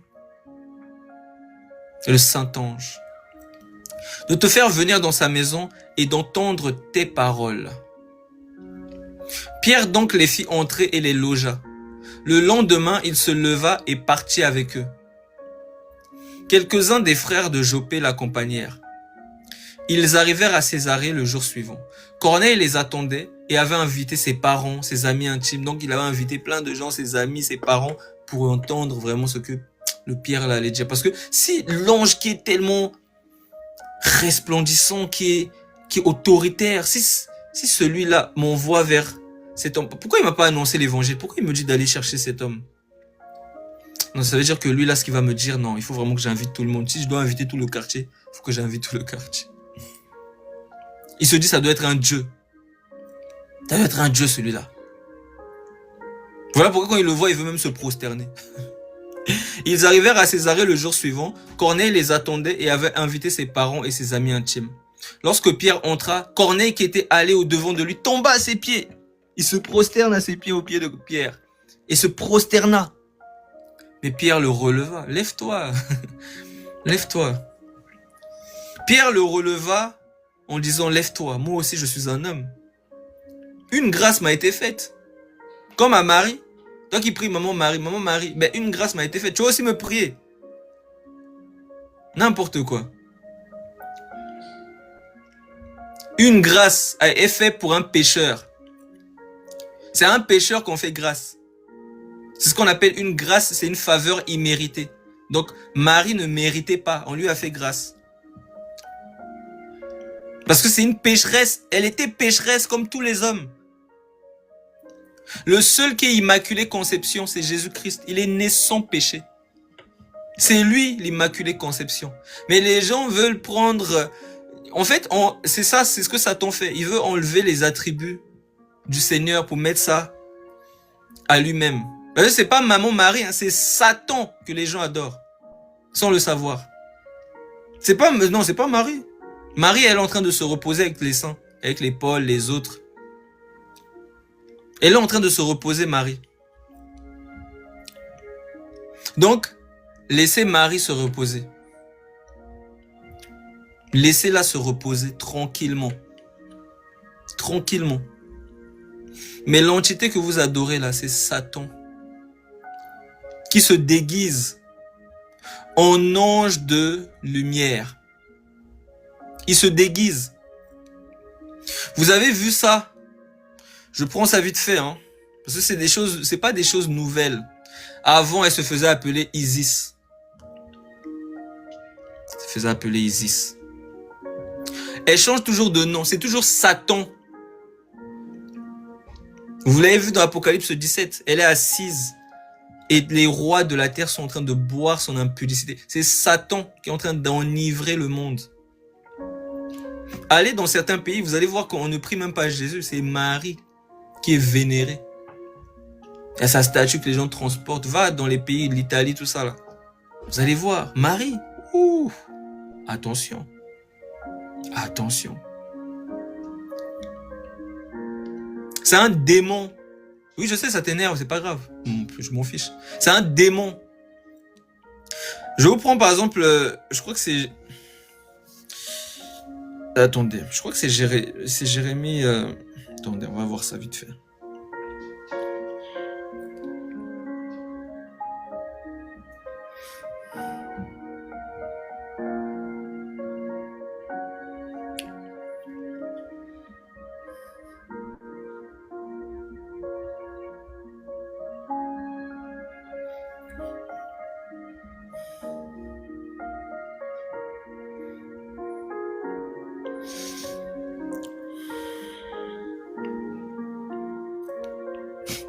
Jérémie chapitre 44.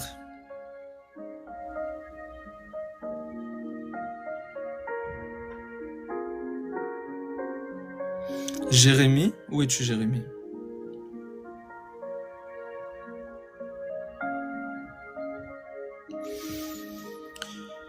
Jérémie chapitre 44. On nous dit au verset... Bon, je commence au verset 1. Hein. La parole fut adressée à Jérémie sur tous les Juifs demeurant au pays d'Égypte, demeurant à Migdol, à Takhpanès, à Noph et au pays de Patros, en ces mots. Ainsi parle l'Éternel des armées. Ainsi parle l'Éternel des armées, le Dieu d'Israël. Vous avez vu tous les malheurs que j'ai fait venir sur Jérusalem. Vous avez vu? Et sur toutes les villes de Juda. Voici, elles ne sont plus aujourd'hui que des ruines. Il n'y a plus d'habitants. Pourquoi il a fait ça? À cause de la méchanceté avec laquelle ils ont agi pour m'irriter. Donc si tu vois l'Afrique qui a été dépouillée, mis en esclavage, toi tu regardes les hommes, C'est une punition parce qu'ils sont en train d'adorer des bois, des statues. On a pris leur Dieu là, on a mis dans le Louvre. Et on les a déportés. Dieu faisait ça même avec son peuple. Donc c'est pas avec les Africains qu'il va avoir pitié. Tous ceux qui veulent l'irriter là, qui font des abominations. Je reviens dans Jérémie 44, mais il le dit aussi dans Deutéronome 18. Hein. Dans Deutéronome chapitre 18, il dit au verset 9, « Lorsque tu seras entré dans le pays que l'Éternel ton Dieu te donne, tu n'apprendras point à imiter les abominations de ces nations-là. Qu'on ne trouve chez toi personne qui fasse passer son fils ou sa fille par le feu. » C'est des choses qui se faisaient aussi, qui se font en Afrique. Personne qui exerce le métier de devin.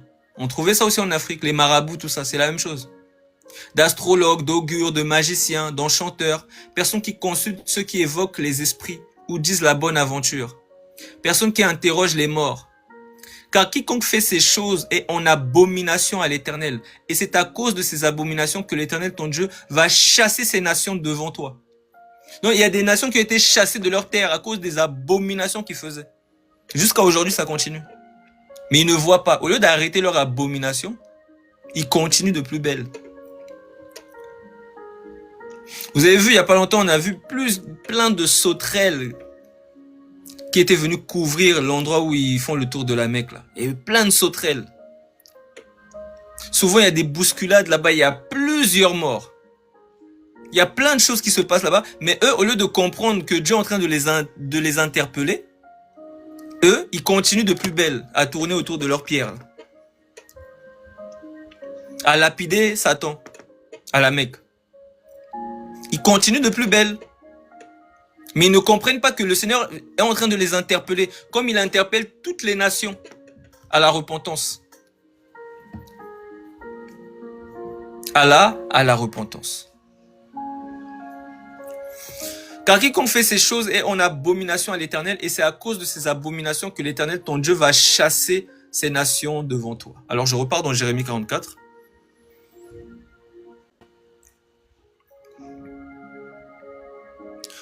Donc je précise, parce que je dis l'Afrique, pourquoi? Parce qu'il y a des gens qui veulent qu'on retourne à la spiritualité de nos ancêtres, la spiritualité africaine. Ça veut dire que Dieu a frappé l'Afrique à cause de ces abominations-là. Maintenant, les gens qui sont têtus, qui sont possédés, te disent non, il faut qu'on retourne. Justement, vous voyez parce que les dieux des Africains sont au Louvre. Hein. Moi, j'étais parti visiter un peu le musée, j'ai vu plein de dieux. Il n'y avait pas que des Africains, il y avait aussi les Indiens, il y avait d'autres, mais beaucoup des Africains là, surtout même au Congo, là, il y en avait. J'ai vu, il y en avait plein qui étaient là. Des dieux. On boit des totems, plein de choses. Ils sont là, ils sont gardés. On les a confisqués, leurs dieux. Donc, les gens veulent que tu retournes à la spiritualité des ancêtres. Pourquoi? Parce que c'est Satan qui veut que tu retournes à ces choses. Pourquoi on te frappe encore? Pour que tu te fasses encore bien fouetter. Parce que c'est pas fini, hein. Les nations vont être encore bien fouettées. Ça a commencé avec le Covid. Les gens, ils commençaient un peu à réfléchir, mais ils ont oublié. Ils ont oublié. Pour eux, c'est lointain, le Covid. Ne vous inquiétez pas. Il y a des gens, ils étaient choqués quand il n'y a pas longtemps, ils ont vu qu'il y a eu un tremblement de terre. Je crois que c'était vers Marseille. Je sais plus. Une ville dans la France, il y a eu un tremblement de terre. Les gens étaient choqués parce qu'ils se sont dit que jamais en France, il y aura un tremblement de terre. Ils continuent à dire jamais. Il y a des choses qui arrivent pour toutes les nations. Il y a des choses qui arrivent pour toutes les nations. C'est pas fini. C'est pas fini. Vous allez être choqués, comme dit la sœur. Donc, Jérémie chapitre 44. À cause de la méchanceté avec laquelle ils ont agi pour m'irriter, en allant encenser et servir d'autres dieux, inconnus à eux, à vous et à vos pères. C'est-à-dire, tu vas voir aucun apôtre qui a prié Maman Marie. Ça n'existe pas. Personne. Marie, elle était dans la chambre haute avec tous les disciples. Ils ont reçu le Saint-Esprit. Personne. Personne n'a prié Marie dans la Bible. Mais ça sort d'où? Donc, vous adorez des choses que ni vos pères, personne n'a connu ça. Et vous entrez dedans, vous dites, bon, vu que tout le monde prie Marie, moi aussi. Continuez à suivre les gens. Je vous ai envoyé tous mes serviteurs, les prophètes. Je les ai envoyés dès le matin. pour vous dire, ne faites pas ces abominations que je hais. Mais ils n'ont pas écouté, ils n'ont pas prêté l'oreille. Ils ne sont pas revenus de leur méchanceté. Et ils n'ont pas cessé d'offrir de l'encens à d'autres dieux. Ma colère et ma fureur se sont répandues et ont embrasé les villes de Juda et les rues de Jérusalem, qui ne sont plus que des ruines et un désert. Comme on le voit aujourd'hui. Dis, les gens ne voient pas ce qui se passe. Palestine, tout ça, Israël. Les gens ne voient pas. Comme on le voit aujourd'hui. Maintenant, ainsi parle l'Éternel, le Dieu des armées, le Dieu d'Israël. Pourquoi vous faites-vous à vous-même un si grand mal que de faire exterminer du milieu de Juda hommes, femmes, enfants et nourrissons, en sorte qu'il n'y ait plus de vous aucun reste? Pourquoi vous cherchez les problèmes en faisant des abominations? Donc vous êtes pressé d'aller faire des marches à Paris pour tel pays parce que tel pays a des guerres et des souffrances. Vous précipitez de faire des marches, mais vous ne comprenez même pas ce qui se passe. Faites des marches, écoutez. Pourquoi méritez-vous par les œuvres de vos mains en offrant de l'encens aux autres dieux du pays d'Égypte, où vous êtes venus pour y demeurer, afin de vous faire exterminer et d'être un objet de malédiction et d'opprobre parmi toutes les nations de la terre? Avez-vous oublié les crimes de vos pères? Les crimes des rois de Juda, les crimes de leurs femmes, vos crimes et les crimes de vos femmes. Vous avez oublié? Non, il y en a tellement, ils ont oublié. Ils disent, non, retournons à la spiritualité de nos ancêtres, à nos dieux égyptiens. Retournons. Mais ils ont oublié. Ils ne se sont point humiliés jusqu'à ce jour. Ils n'ont point eu de crainte. Ils n'ont point suivi ma loi et mes commandements que j'ai mis devant vous et devant vos pères. C'est pourquoi ainsi parle l'Éternel des armées. Ah, il va parler. Le Dieu d'Israël. Voici, je tourne ma face contre vous. Parce que Dieu peut tourner sa face pour te donner sa lumière, pour te libérer. Mais il peut aussi tourner sa face maintenant pour te résister et pour te faire passer des temps de détresse. Il va te résister. Voici, je tourne ma face contre vous pour vous faire du mal. Oui, c'est Dieu qui va te faire du mal. Arrête de chercher Satan. C'est Dieu qui va s'occuper de toi. Pour vous faire du mal et pour exterminer tout Juda. Je prendrai les restes de Juda qui ont tourné le visage pour aller au pays d'Égypte afin d'y...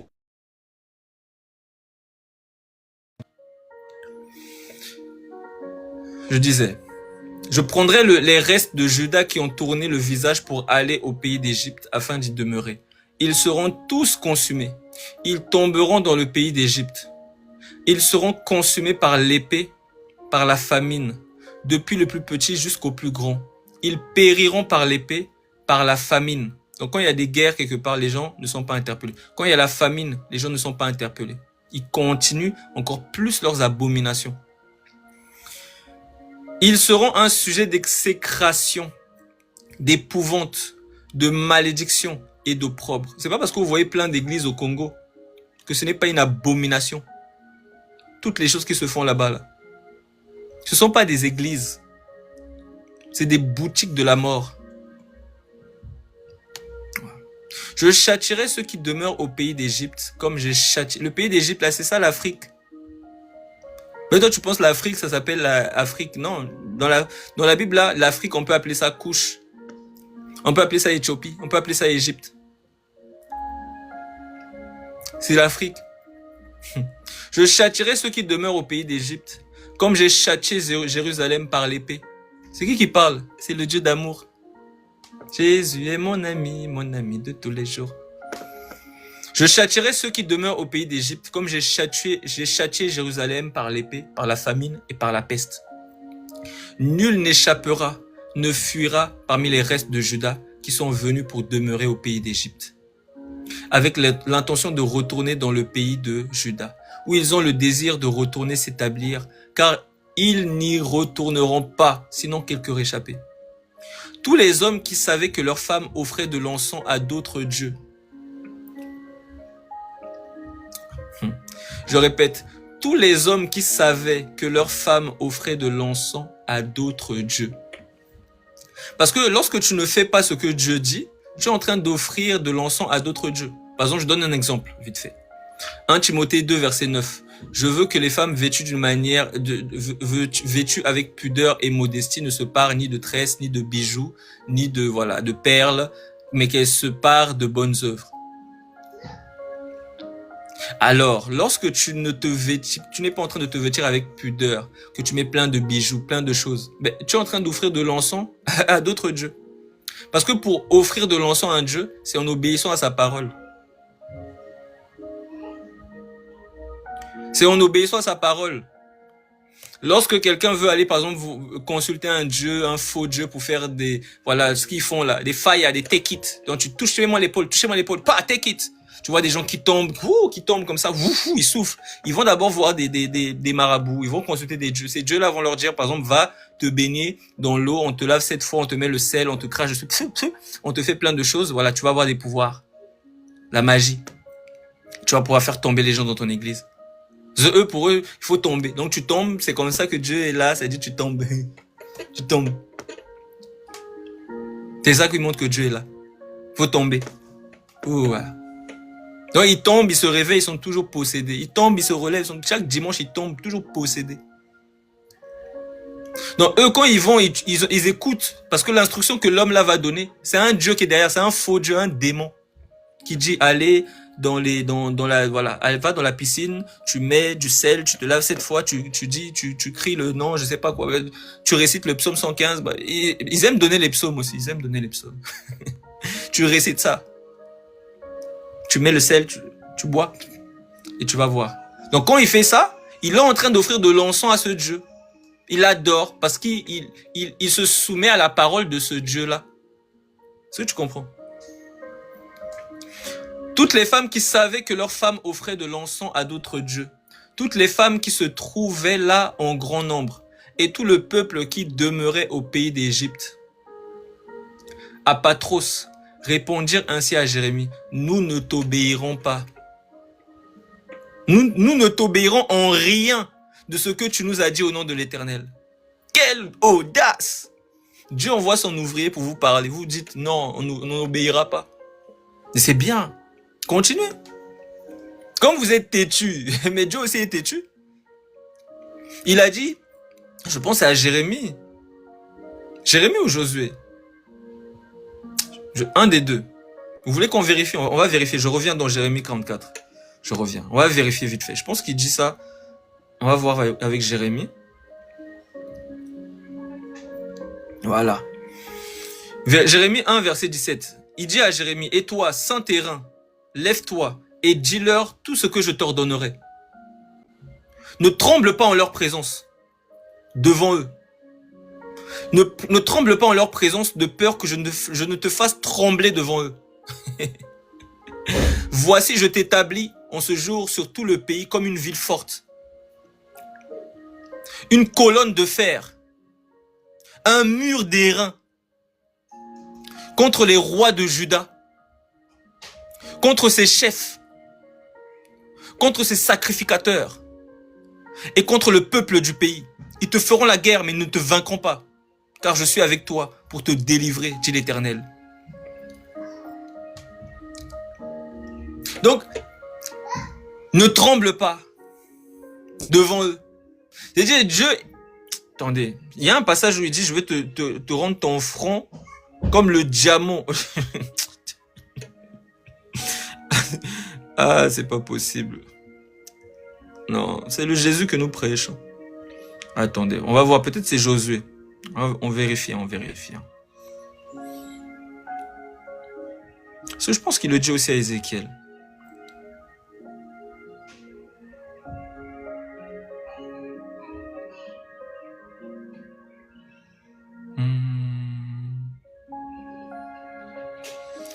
Ézéchiel, ouais. Je pense que c'est ça. On va aller prendre ça. Ézéchiel.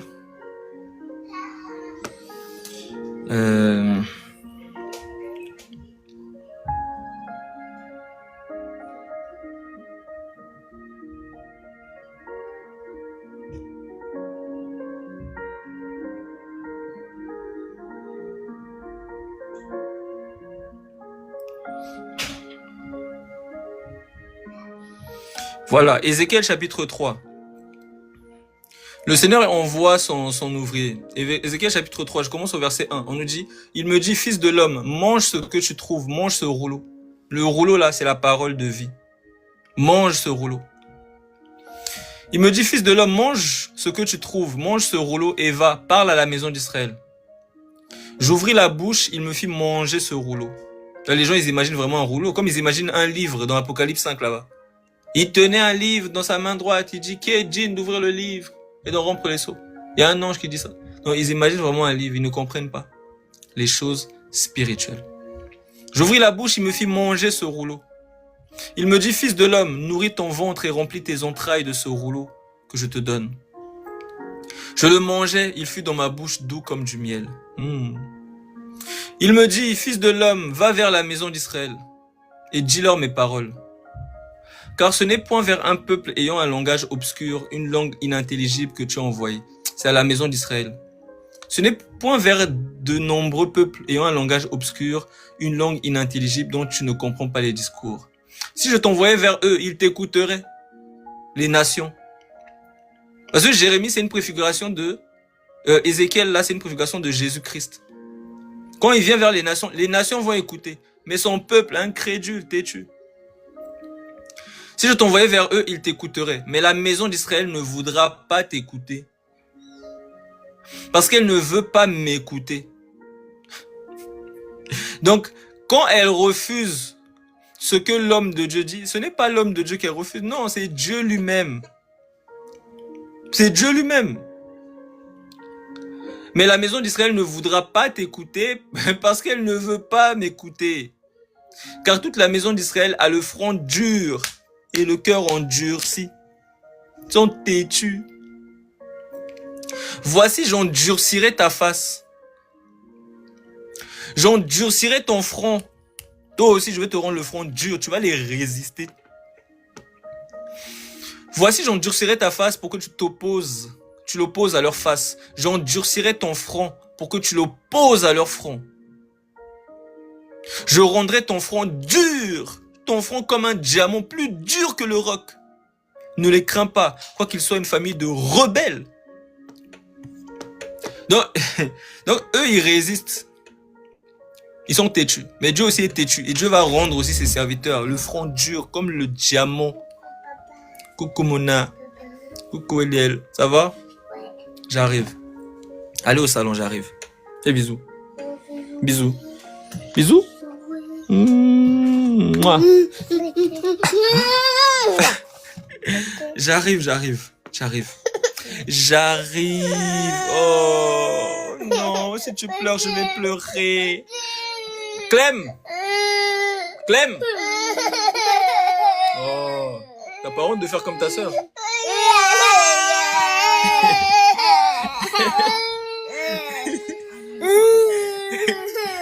Arrête de faire le bébé là. N'importe quoi. Vous êtes des comédiens. Allez au salon là.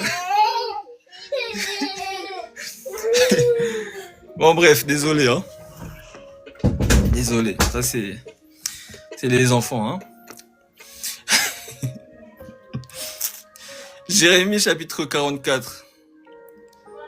C'est vrai que ça fait longtemps que je suis en live là, les enfants ils sont en train de me chercher. Donc je vais terminer. Je vais aller m'occuper un peu d'eux. Jérémie chapitre 44. Donc je repars là-bas.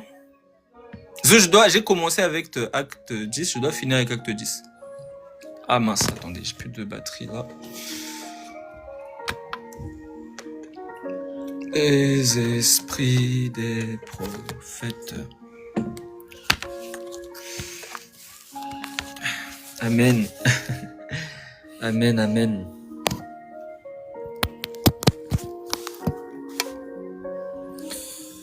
Alors, comment je vais faire pour bloquer ce téléphone?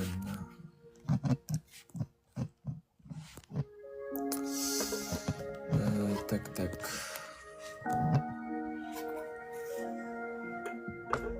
Dieu des esprits des prophètes.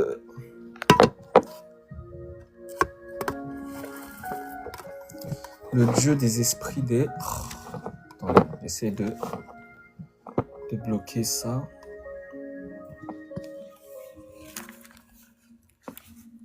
Pourquoi ça charge pas?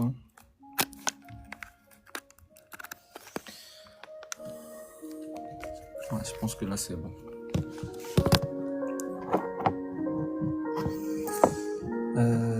Tac, tac. Voilà. Voilà. Je termine, je continue. Donc, on nous dit. Et Jérémie chapitre 44, j'étais au verset.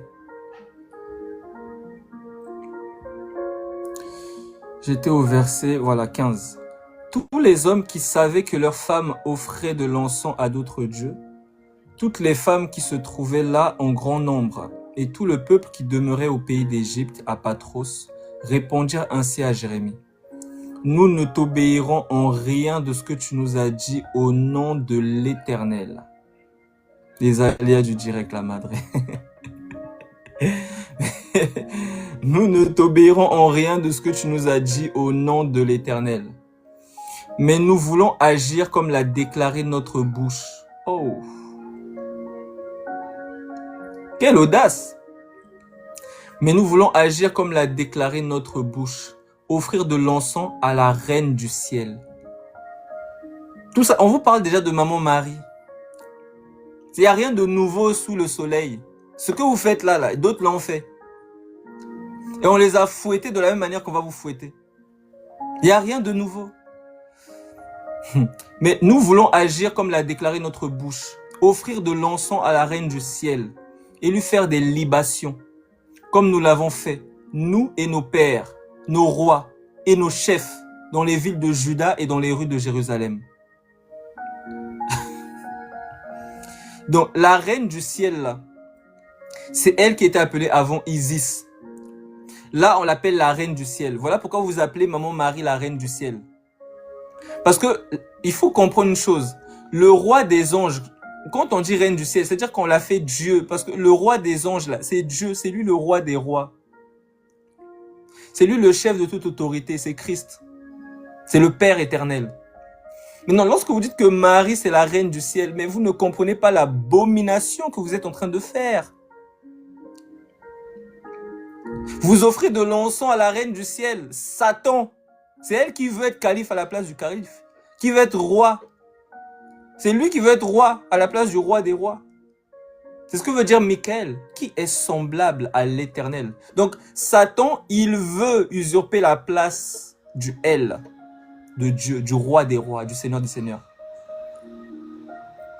Donc, dans ton ignorance, toi, tu penses que tu fais à maman Marie. C'est Satan qui est derrière. Toi, dans ton ignorance, tu penses que tu tournes autour d'une pierre à la Mecque pour Allah. C'est Satan qui est derrière.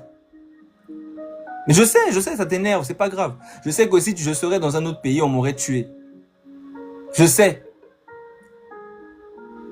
Je sais. Pour le moment, je suis encore vivant. Si Dieu permet que je meure, c'est lui qui l'aura permis. Parce qu'il y a des jours qui arrivent. Il y a des jours qui arrivent. Bon, je ne vais pas parler de ça. Je ne vais pas parler de ces choses-là. Ne parlons pas de ces choses-là. Continuons. Et depuis que nous avons cessé d'offrir de l'encens à... Non, je répète au verset 17. Mais nous voulons agir comme l'a déclaré notre bouche, offrir de l'encens à la reine du ciel et lui faire des libations, comme nous l'avons fait, nous et nos pères, nos rois et nos chefs, dans les villes de Juda et dans les rues de Jérusalem. La reine du ciel, là, c'est Satan. Comprenez. Alors, nous avions du pain pour nous rassasier. C'est-à-dire que lorsqu'il faisait les choses pour Satan, il trouvait qu'il prospérait. Et c'est ce que beaucoup de faux hommes de Dieu, parce que il y a tellement de choses à dire. Ah, peuple du Seigneur. On vous a montré ça avec Jésus. Satan lui dit, prosterne-toi devant moi. Tous ces royaumes, toutes ces choses-là que tu vois, elles m'ont été données. Prosterne-toi. Donc il y a des faux hommes de Dieu. Ils continuent à prêcher le mensonge. Même quand ils se rendent compte que c'est du mensonge, ils continuent à prêcher. Pourquoi? Parce que ça attire l'audience. Ils voient que ça donne la dîme. Parce que dans la nouvelle alliance, dans la grâce, on ne paye pas la dîme. On fait des offrandes volontaires. Car Dieu aime celui qui donne avec joie, sans contrainte. On fait des offrandes volontaires. Tu es touché par la parole. Dieu met dans ton cœur de faire une offrande volontaire. Mais eux, ils continuent à prêcher. Si tu payes pas la dîme, tu es maudit. Si tu pêches, tu vas en enfer. Donc, ils continuent à prêcher des prédications qui font qu'ils prospèrent. Parce que Satan voit. Mais ne vous inquiétez pas aussi. Dieu aussi, il donne la prospérité à ses enfants qui prêchent la vérité. Il va les élever davantage. Donc, Satan élève ses ouvriers. Dieu élève ses ouvriers. C'est pas un problème. Mais sauf que vous mangez, vous vous engraissez dans le mensonge, dans le malheur. Mais vous voyez pas la malédiction. Tu profites pour le moment, voilà, avec tes... Voilà, tu achètes ceci, tu achètes cela avec l'argent du mensonge. Parce que ce n'est pas interdit de prospérer. L'apôtre Paul dit, je souhaite que tu prospères à tous égards comme prospère l'état de ton âme. Donc ce n'est pas une mauvaise chose de prospérer. Mais quand tu prospères dans le mensonge, dans le vol, dans la manipulation, tu es maudit. Et eux, ils ont dit, voilà, alors nous avions du pain pour nous rassasier, donc Jérémie chapitre 44, verset 17. Alors nous avions du pain pour nous rassasier, nous étions heureux, et nous n'éprouvions point de malheur. Et depuis que nous avons cessé d'offrir de l'encens à la reine du ciel, et de lui faire des libations, nous avons manqué de tout, et nous avons été consumés par l'épée et la famine. Donc nous, on préfère vraiment adorer la reine du ciel. C'est Satan. Parce que quand on fait ça, voilà, la dîme augmente. Quand on continue à prêcher la dîme, ça augmente. Quand on dit que je crois au ministère de la femme, il y a beaucoup de femmes qui viennent payer la dîme. On aime ça, la dîme. Voilà, les femmes qui aiment qu'on parle il faut qu'elles soient apôtresses, pasteresses, tout ça. Elles aiment quand on leur dit ça, donc elles viennent en foule, elles sont contentes. Elles entendent des prédications qui leur chatouillent les oreilles, qui leur font du bien. Oh. Car il viendra un temps où les hommes ne supporteront pas la saine doctrine, mais ayant l'envie d'entendre des paroles vraiment qui vont les chatouiller, des doctrines de démons. Ils se donneront une foule de docteurs qui vont leur faire du bien. Je crois au ministère de la femme, tu dois payer la dîme. Tu sais, je vais te donner les 7 techniques pour prospérer. Les 3 techniques pour faire bouger la main de Dieu. Les 7 clés. Donc, ils ont des clés, des trousseaux de clés. Vraiment, ils se promènent là toujours. Ils ont plein de clés.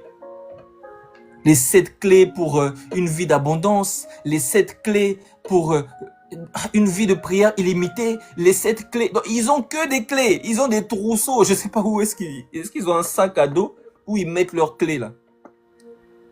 Ils prêchent des bêtises et Satan les enrichit. Ils sont contents. Voilà pourquoi eux, ils étaient fâchés. Ils disent que Jérémie 44, verset 18, « Et depuis que nous avons cessé d'offrir de l'encens à la reine du ciel et de lui faire des libations, nous avons manqué de tout et nous avons été consumés par l'épée et par la famine.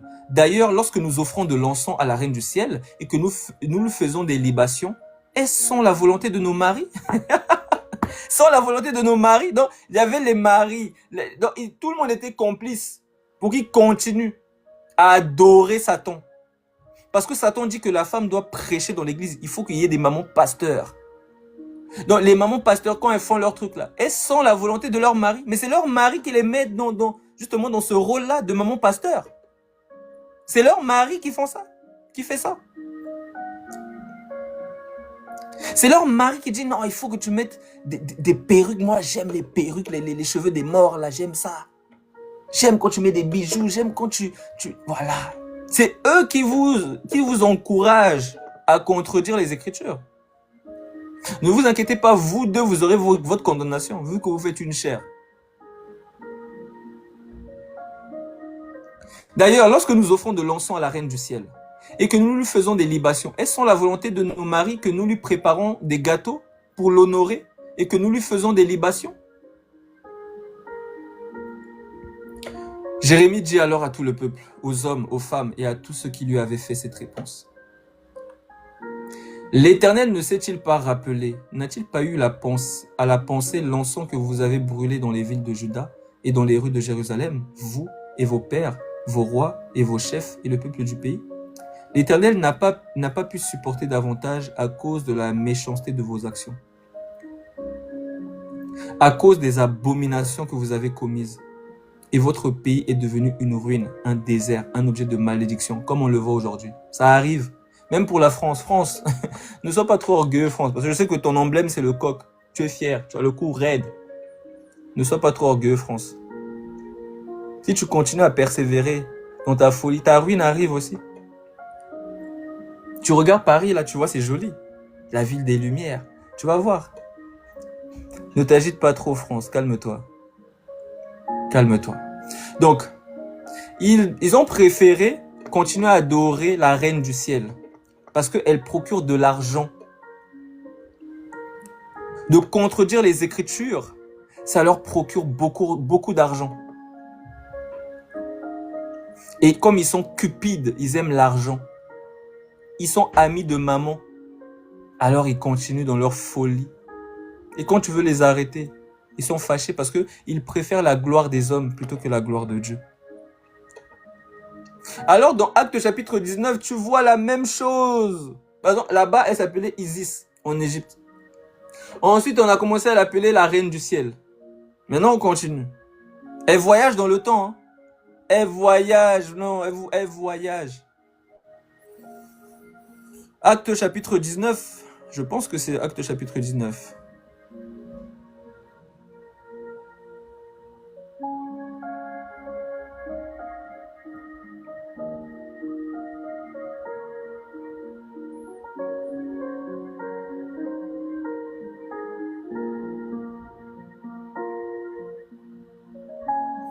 Je commence à partir du au verset 21. Acte chapitre 19, verset 21.